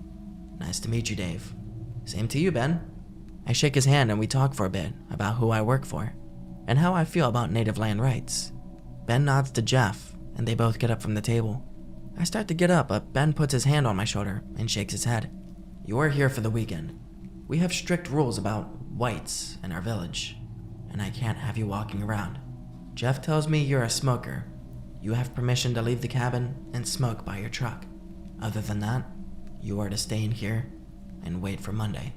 I look over to Jeff, who shrugs. Fair enough. It's your village, and I'm just a driver. Ben nods to me as he, Jeff, Ryan, and Carl head toward the door. You're a good man, David. I trust you to obey my wishes. I give him a thumbs up and get up from the table. Ben, Ryan, Jeff, and Carl leave. Great. Now I'm stuck in a cabin all weekend. The cabin does have indoor plumbing, a fridge, radio, and plenty of books. No TV though. Perfect. Bored out of my mind and trapped in a tinderbox. I step out onto the front step for a cigarette. I notice that the kids, dogs, and people are all inside. Just me and the SUV out here. I go back in and lay down in the biggest bed in the place. Well, it's not so bad. I wake up a little before dawn to the sound of coyotes howling nearby. Well, that's a fun noise. They're loud and annoying, so I go to the window to see what the problem is. I see 3 or 4 guys on horses with torches, chasing the coyotes toward the loggers' cabin.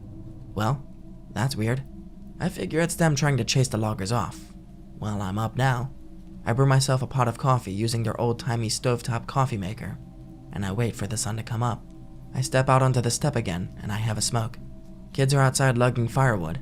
The dogs are gone, and the adults are milling about gathering eggs or whatever natives do. I sip my coffee and smoke. The day goes by uneventful. That night, I hear the coyotes again. I get up to go to the window, but it's really dark tonight. No moon, I guess. Probably rain clouds. I get my phone and turn the flashlight function on. Holy fucking shitballs. I turn the flashlight on and there's a dude standing outside of my window. He's looking in at me, and the color of his eyes is gone. Like his eyes are rolled back into his head. I jump back from the window and rush out of the room. I shut the door behind me and go into the bathroom where there aren't any windows. I wake up in the morning in the tub. Definitely wasn't a dream. I'm not nuts enough to sleep in the tub for the hell of it. I get up and go out for a cigarette. As I open the door, Jeff is standing there. I drop my cigarette and lighter as I back away from the door. Jeff puts his hands up and steps in. Well, okay. You need to calm down. Fuck you, I do. One of your buddies was peeping Tomming me with dead guy eyes last night. Dave, it was just a precaution to make sure you weren't sneaking out. So a guy stands out the bedroom window pretending to stare at his own brain? Jeff explains it was part of a ritual, and that guy was just making sure I wasn't causing trouble. He was being an ass and rolling his eyes back to scare me. Well, fuck that guy. Jeff laughs and brews a pot of coffee for me. It tastes orgasmic. He smokes with me outside, and I feel better about what happened. Ryan and Carl come to the SUV and take the big trunk out of the back. Ben stops by and apologizes for the freakout. He assures me that no harm was intended. I trade jabs with him about culture, but we end up laughing it off before parting ways. He tells me there's a thunderstorm due tonight, and that I need to keep an extra pair of panties handy, just in case I get scared. Har har. No kids today. All day. Just the womenfolk milling around the village.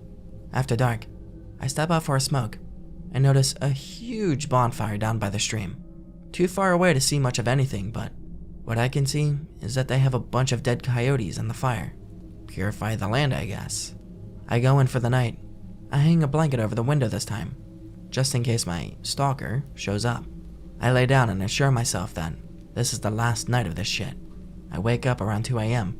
My phone's charger is cutting out, making the phone flash on and off as the power is interrupted. Crash. A thunderclap brings me up out of bed.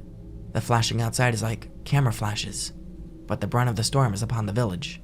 I've seen thunder before, but this shit was nuts. I get into the fridge and decide to have a couple beers to calm my nerves. It's a native brew in glass jars. I pour it into the coffee mug I've been using and turn the radio on. The radio is fuzzy, but my music and the beer calm me down. The thunder pounds on the village for another hour or so before it moves off. It gets dead quiet for about 10 minutes before I hear gunshots. I set my mug down and step to the kitchen window. I see the lightning bearing down on the loggers' camp, at least where I think that's coming from. The gunshots are coming from there too. I listen for a bit and figure they're probably chasing off the coyotes.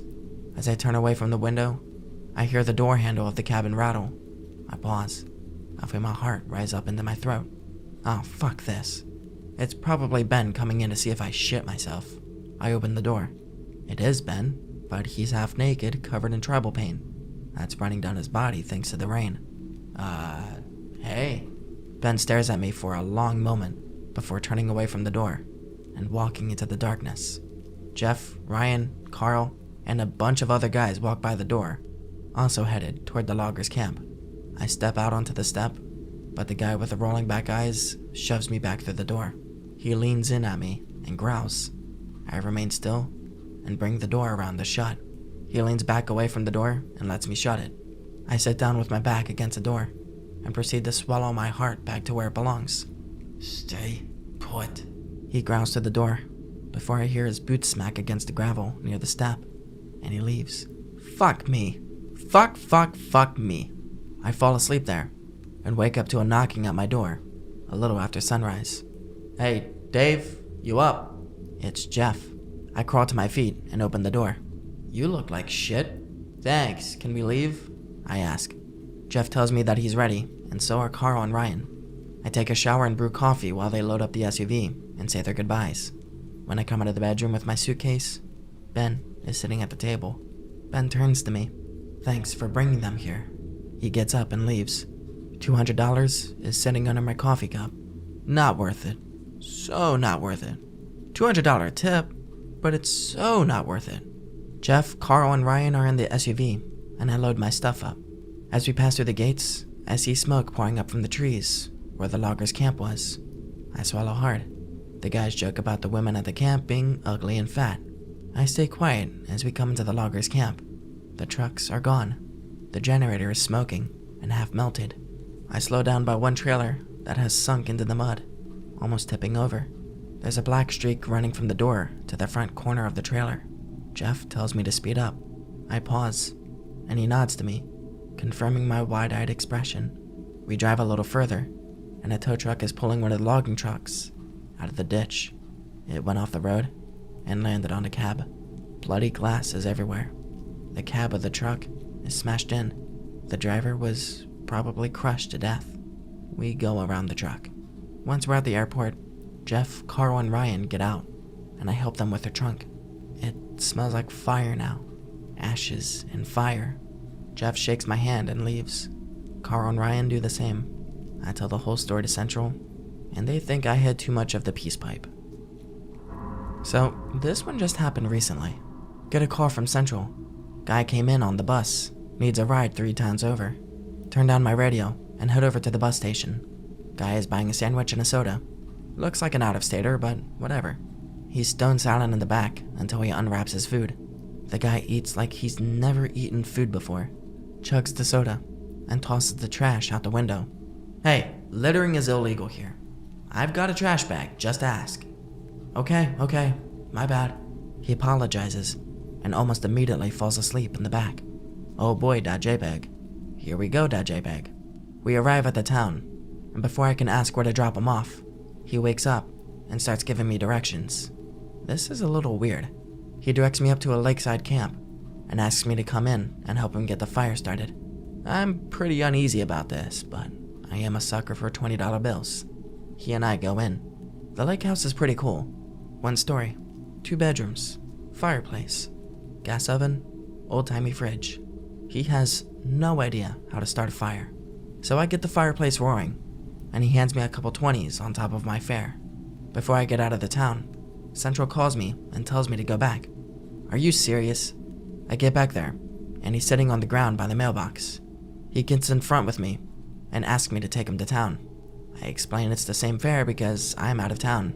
He agrees, and I take him to McDonald's, the bank, and the hardware store. He takes a really long time at the hardware store. Central is pissed. He comes out with a box full of shit. I joke with him about building a 2nd floor. He wants none of it, not even a chuckle. We get back to the lake house, and he's mowing down on food again, eating like he's starving. He asks me to carry the box in because he's got to unlock the door. He opens the door. The place is plastered with symbols. Triangles, squares, hexagons, squiggly math symbols. He has me set the stuff on the floor, and again tips me on top of the fare. I get back to my service area.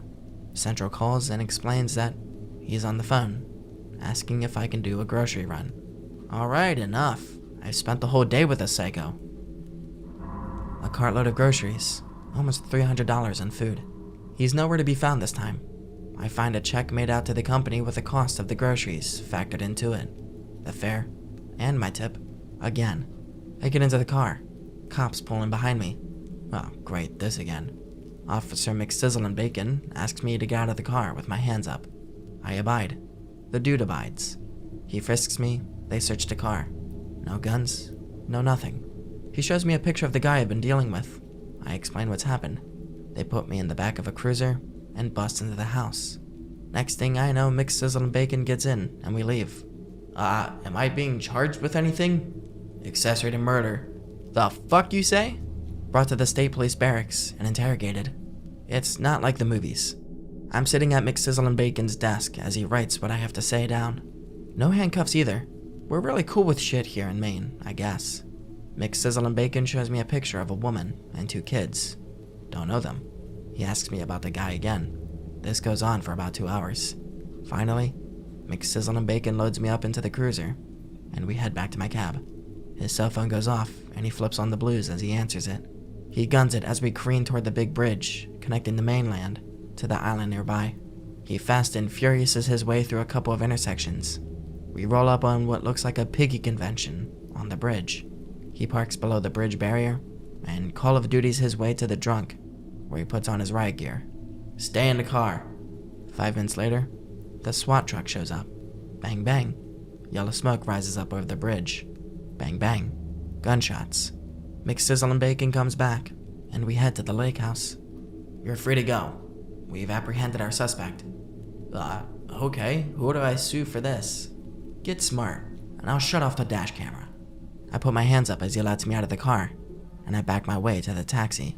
He backs out and floors it, leaving me. The house is a crime scene. That yellow fuck off tape is all over the place. 1 officer on duty, hanging out on the deck.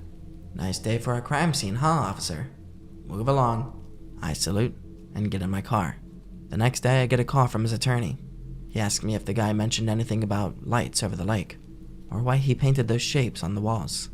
I refer him to my statement to the police. News story comes across the TV as I'm on the phone. Triple homicide. Girlfriend, girlfriend's son, and girlfriend's daughter. Slaughtered, like animals. Ask the attorney if we're done. Attorney explains that his guy is suffering from mental issues, and that it's illegal for me to go shooting my mouth off to the media. I explain that his client is a crazy asshole, and that he deserves a chair. Attorney hangs up. Central tells me McSizzle and Bacon called and apologized for his actions. I shrug it off. About 2 months ago, some kids got picked up by the police for trafficking bath salts. Around that time, I started getting more late-night calls from Cross Street, where the kids were captured. People would get in the car and go to McDonald's or other houses, hotels, just anywhere for a while.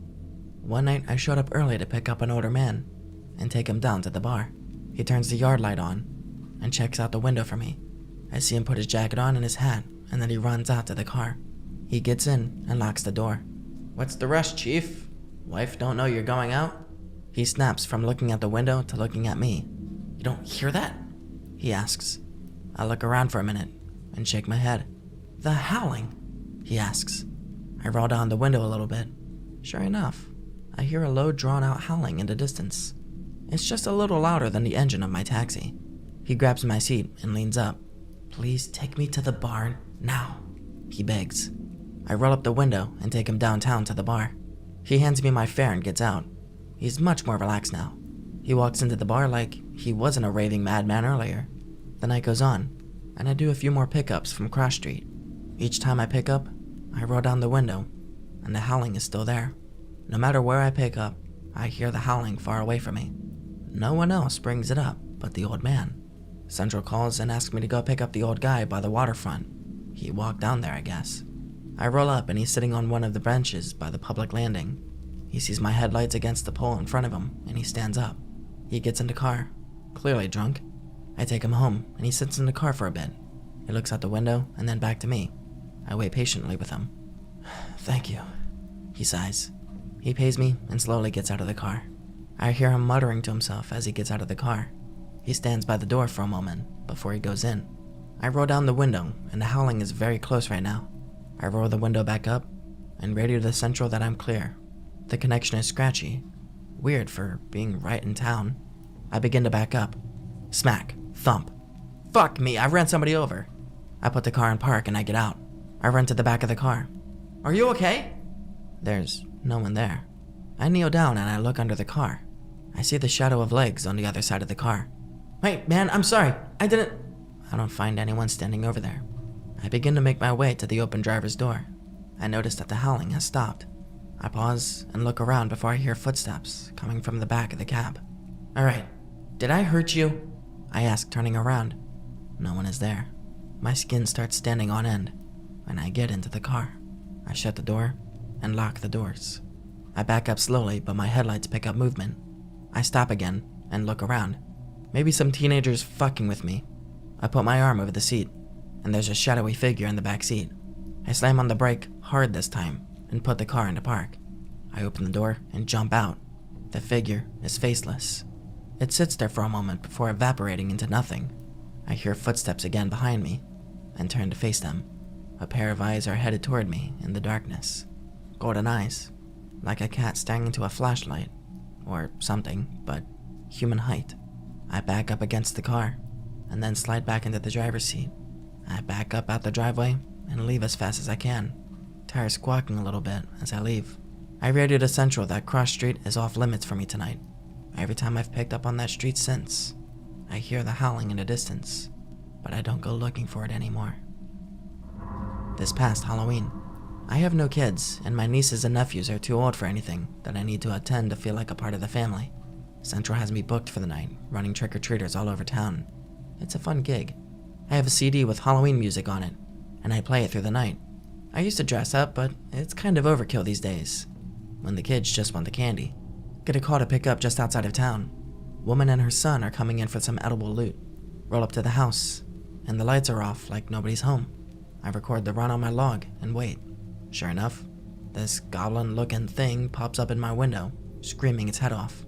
I jump back from the glass, but it's just a kid. He's maybe 8 years old. He points and laughs as his mom gets in back. He follows from the driver's side passenger door. "I got you. I scared you." I laugh and agree. "You sure did." She jokingly scolds him for scaring people. I'm cool with whatever. We head into town. They point out the houses. I stop. Both get out, run up to the house, and do the trick-or-treat thing. I keep track of the stops. We're about midway of the trek to one of the street that everyone goes to. The kid asks me to come along. Mom agrees. What the hell? I need to stretch my legs. We get out of the next few houses. I decide to chat up the mom. She's kinda cute. We finally arrive at the hotspot for Halloween candy, Front Street. There's too many kids and adults to drive down the street. The cops have it blocked off. Mom and son get out. Son taps on my window and asks if I can go. Mom shrugs. I radio to Central that I'm getting out for a bit. I lock up the cab, and off we go. This whole place reminds me of an opening to Michael Myers' movie. I walk along talking to Mom about life and raising kids. Let's call the kid Junior. Junior does the heavy lifting of this adventure and bum rushes each house for their sugary loot. Mom and I are talking. Kid goes missing. Fuck. I notice it first. Mom starts panicking. I knew I should have kept him close. I step up to the last house he was at. They point up the street. I take Mom and we rush up to the next house. He was a few houses ahead, surprisingly. We get to one house, no lights on, nobody outside. I knock on the door and an old woman answers. She complains about me knocking and says she doesn't do Halloween. She shuts the door in my face and I return to Mom. No dice. Junior hasn't been here. She pulls out her phone to call 911. I put my hand over it and point toward the backyard of this house. His treat bale is on the ground just before the street lights end. We rush to the back corner of the house. Junior's out back, playing with some of the other kids. Hey mama, come meet my friends. Junior waves us over. A little girl and 2 boys have been out here with him. They're playing on an old tire swing tied to a huge oak tree. It's pretty dark behind this house, but I can make out their faces in the dark, and they're having a good time. Mom joins in for a moment before I remind her that this isn't public property. Junior frowns and hugs onto the little girl. I don't want to go. Mom takes him by the hand and says that his friends can come too until we find their parents. The kids travel with us for a little bit. The 2 boys are dressed up like ninjas. They're a little older than Junior. The girl is dressed up like a witch with no hat. We stay close to them this time. The trick-or-treating ends on the street, and we head back to the cab. No sign of the parents. No one's looking for them. The police on the street radio back to dispatch, and dispatch reports no missing children. I sit down with the kids by the police cruiser while the cop takes down their information. The little girl stays close to Junior, and the 2 boys pretend to sword fight with their fake ninja swords. Mom makes phone calls to see if her friends recognize them. The old woman from the house steps up to me. She looms over me for a minute before I stand up.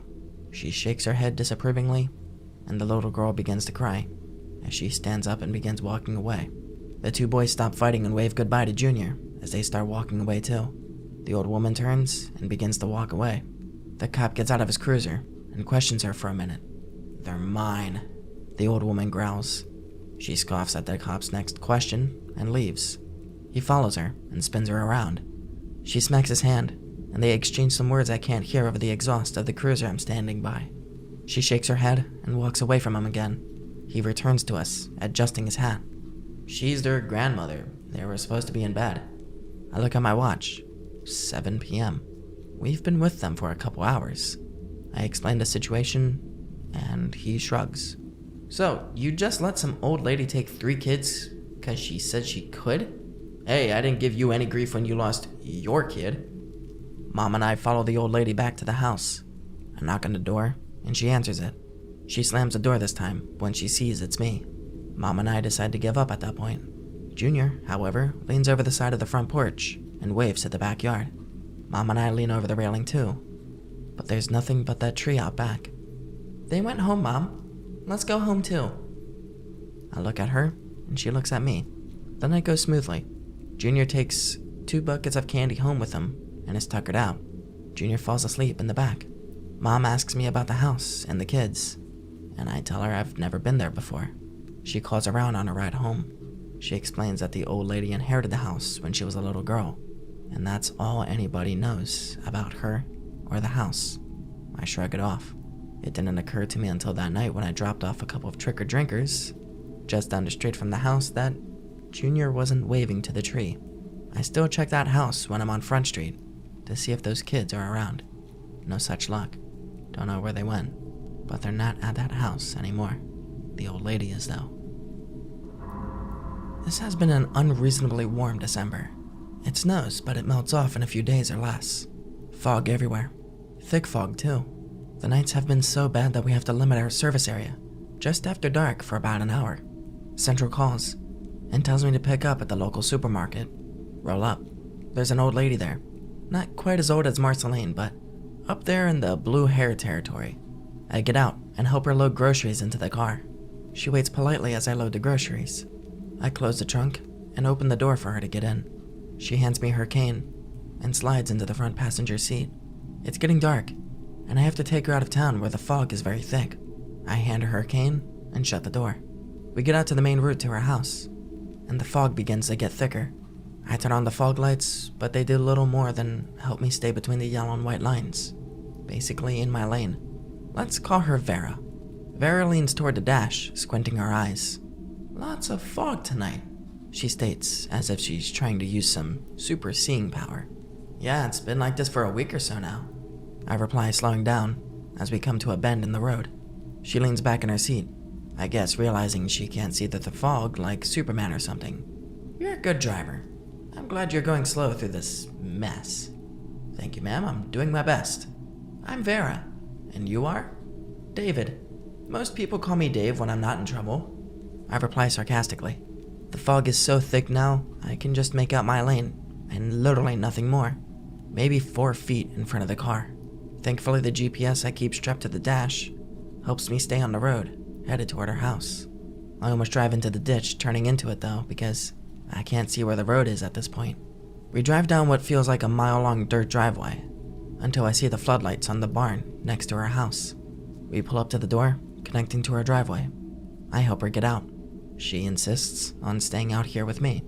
I shrug it off. I unload the groceries to just inside her door. We have a policy about going inside people's houses. I put the milk and other heavy things on the counter for her, and explain not to mention it, or somebody's going to have to call me David. She laughs it off as I head to the door. I open the door, and her laughter stops immediately. I'm still facing her. I turn slowly to look at the door to find out what stopped her laughing. I see a bunch of humanoid shapes standing around my car. The floodlights from the barn give the fog an eerie glow that really highlights these shapes. These shapes standing around my car move on, and more come along. I shut the door, and she steps up to the window next to the door. She pulls back the curtain and waves her hand to me to tell me to come look. Dozens of them walking by now, headed up her driveway toward the road. I see what looks like a wagon being pulled by a horse go right through my car, like it isn't even there. The fog just moves around the car and reforms at the back bumper. She covers her mouth, and we wait for the fog to dissipate. What feels like hours go by, and really, it's only 15 minutes. By now, I've counted at least 30, including the wagon, going by. The fog begins to sink to the ground and disappear. The night air has become too cold for the fog to be so high. I reach for the door handle, but I notice she's pretty rattled. "Vera, it's fine. Just stay inside tonight. I'll call my daughter. She'll come stay the night with me," she says, stroking her chin, looking out the window still. I open the door and begin to head down her steps toward my car. She comes to the door and peeks out. "Be careful, David." I smile to her.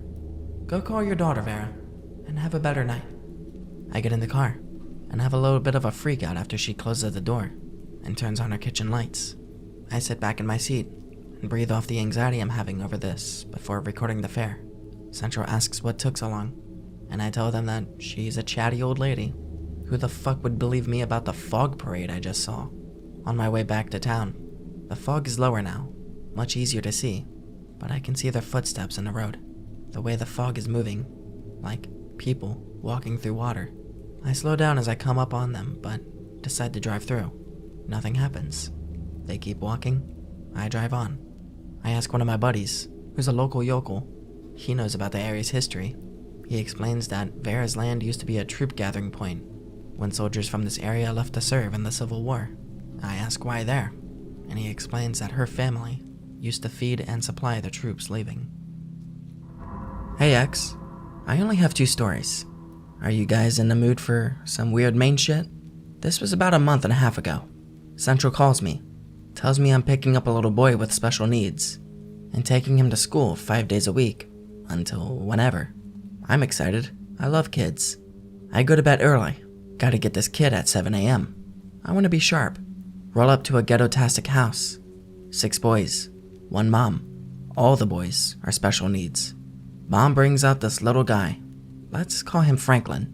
Franklin is 5 years old, and he is the size of a 2-year-old. He might weigh 45 pounds. I watch her strap him into his car seat. He's silent the whole time. He travels a half an hour with me to a school in Bangor.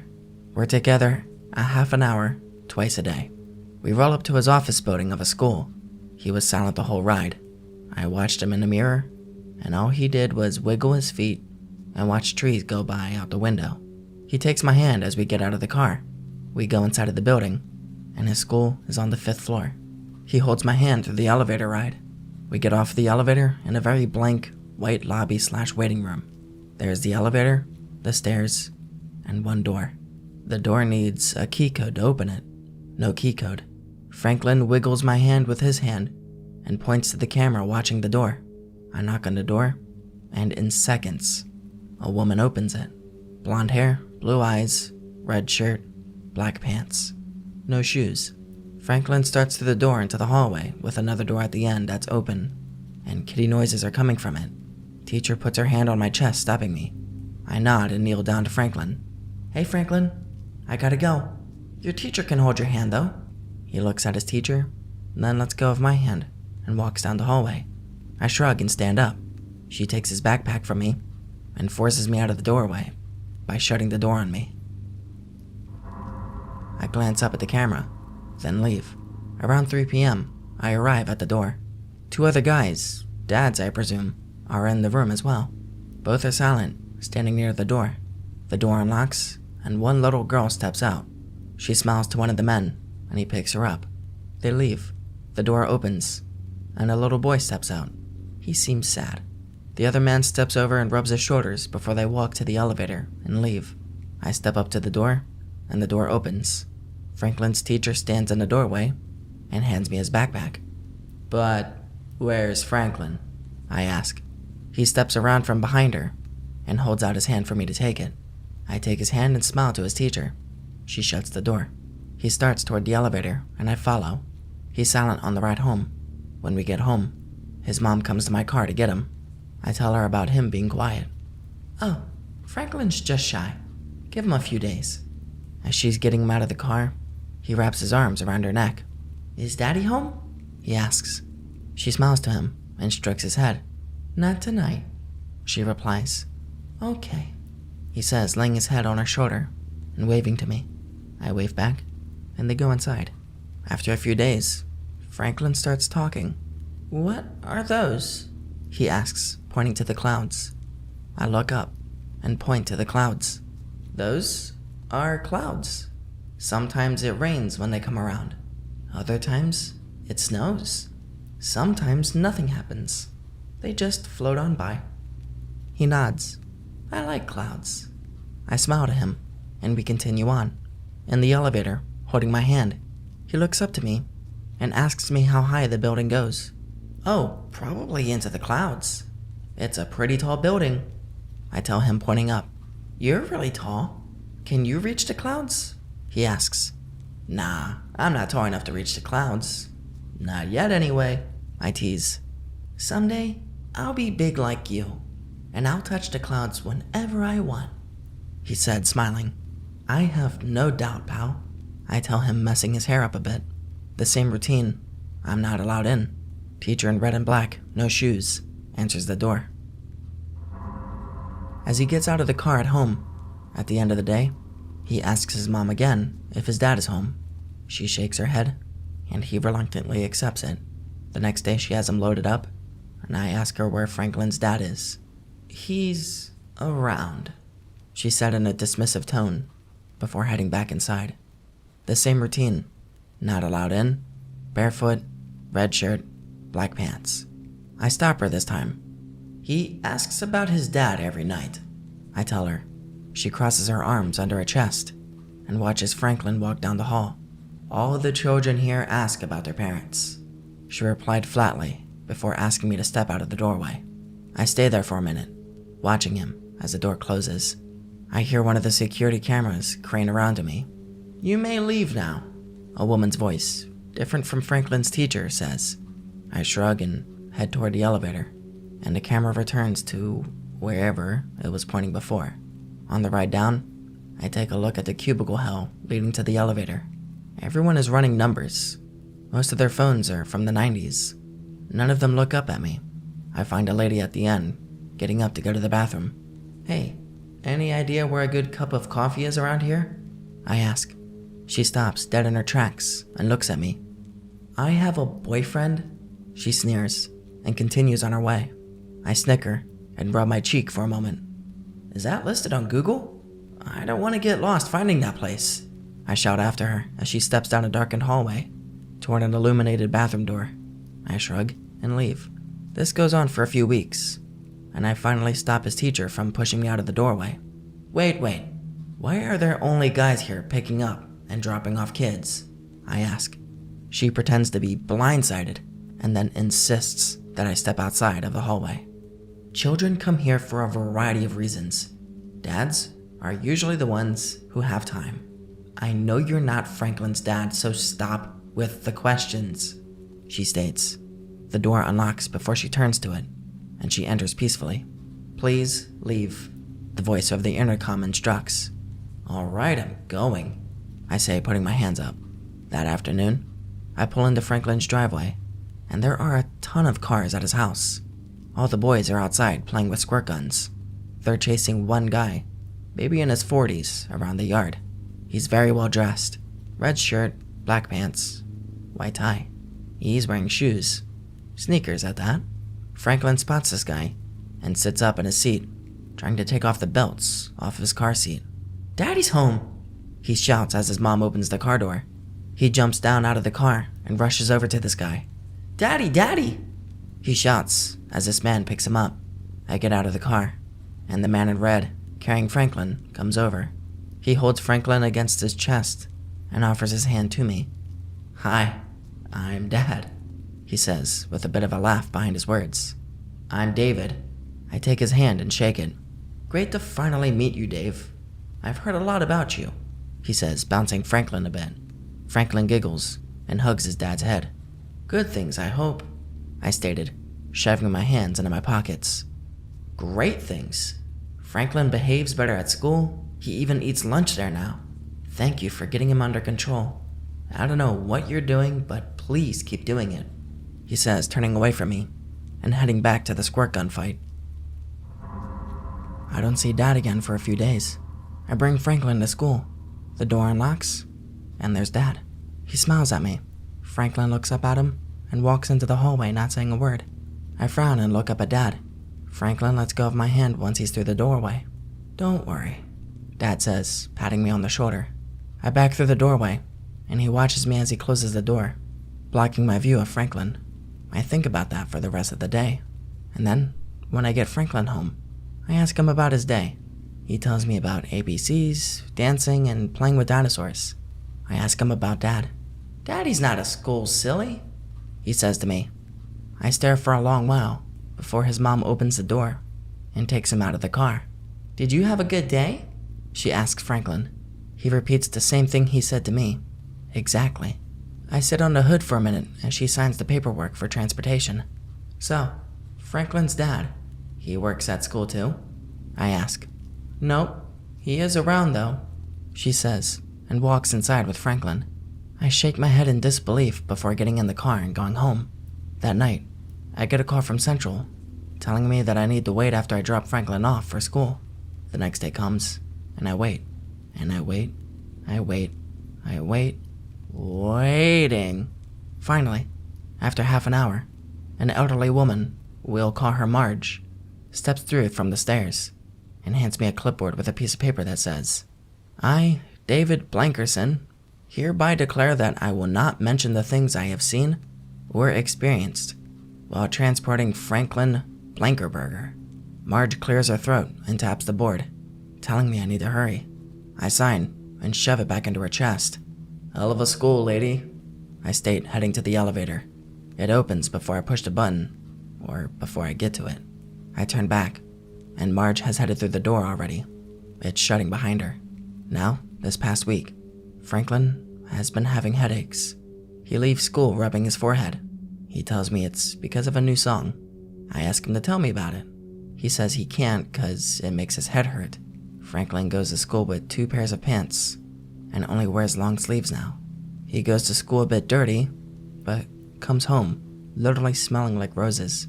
He still seems normal. We talk about dragons and firemen who fight dragons. Haven't seen Dad or Marge. Teacher ignores me when I talk to her.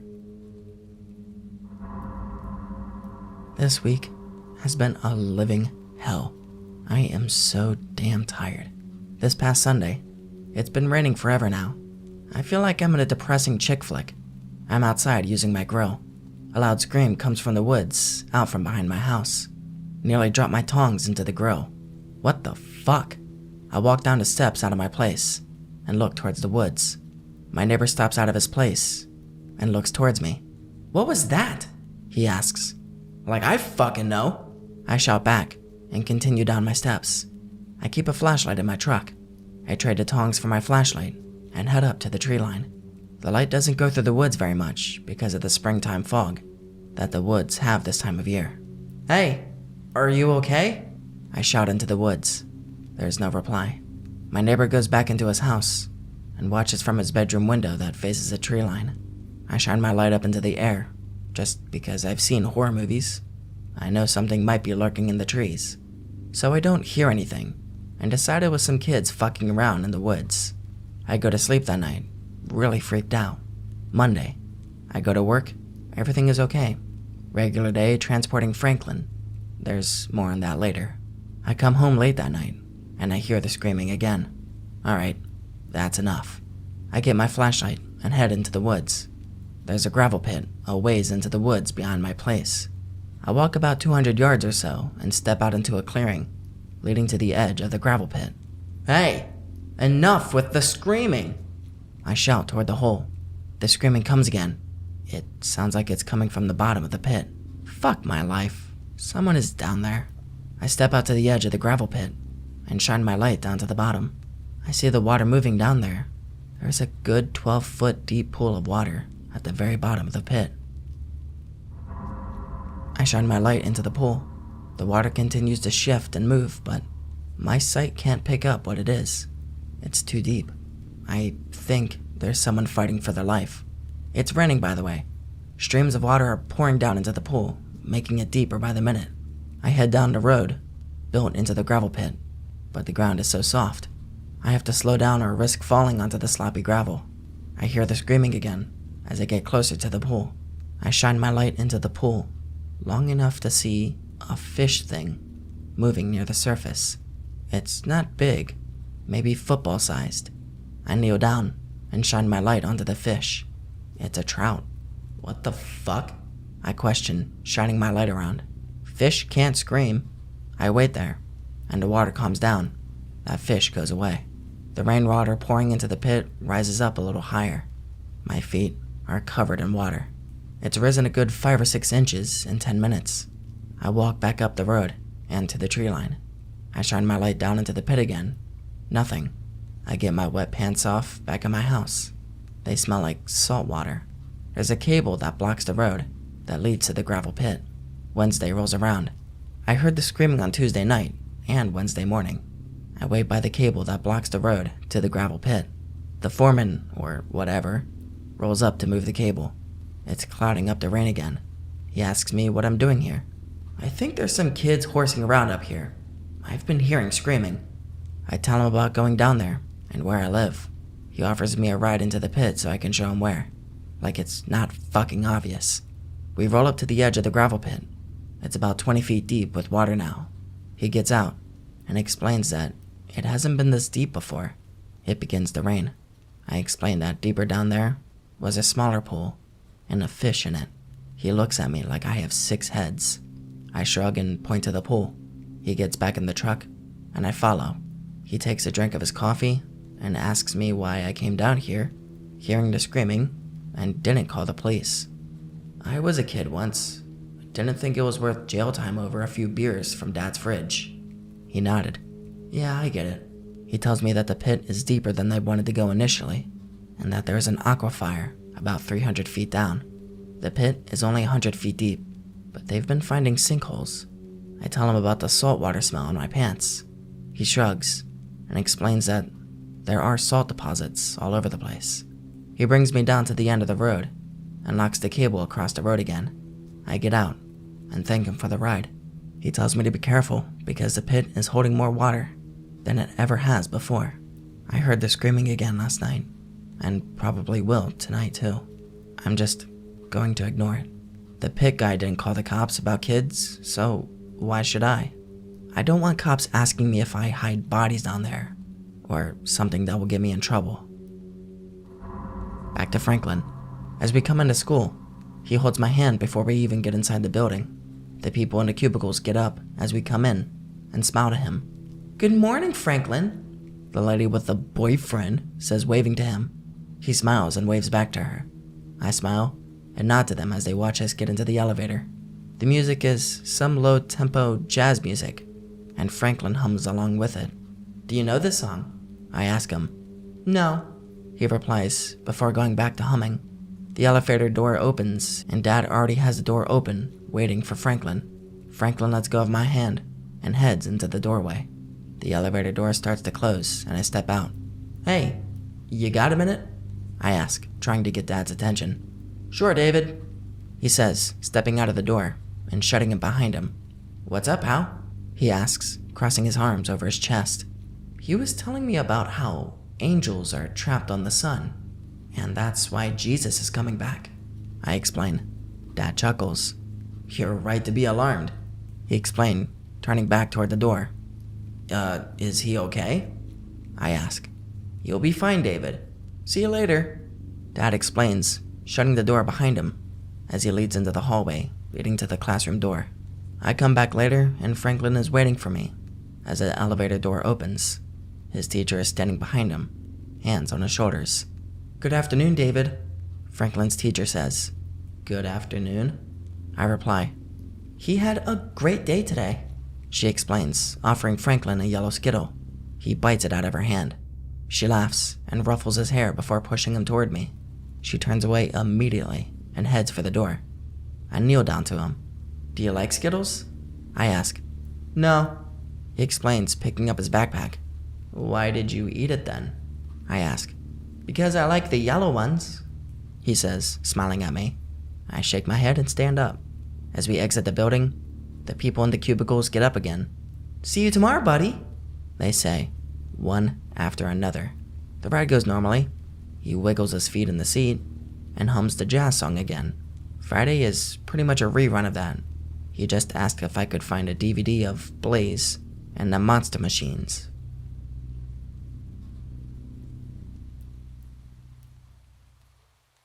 Sleeps like a baby back there. I almost forgot he was there if he didn't smell like soup. Why did I say it like that?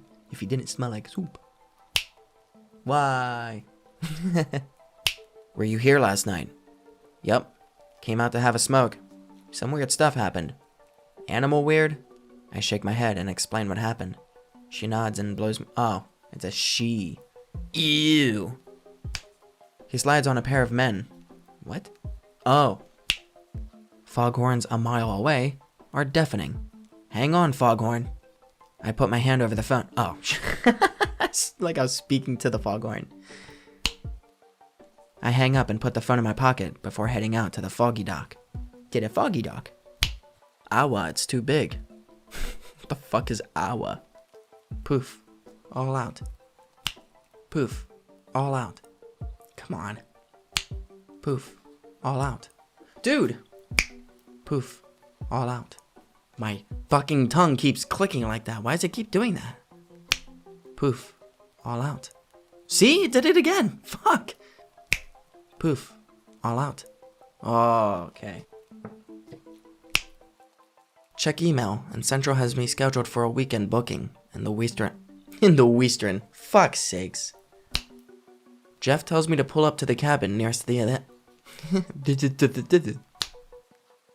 before I hear his butts. And he leaves. Fuck me. Whoa. I slow down by one trailer that has sunk into the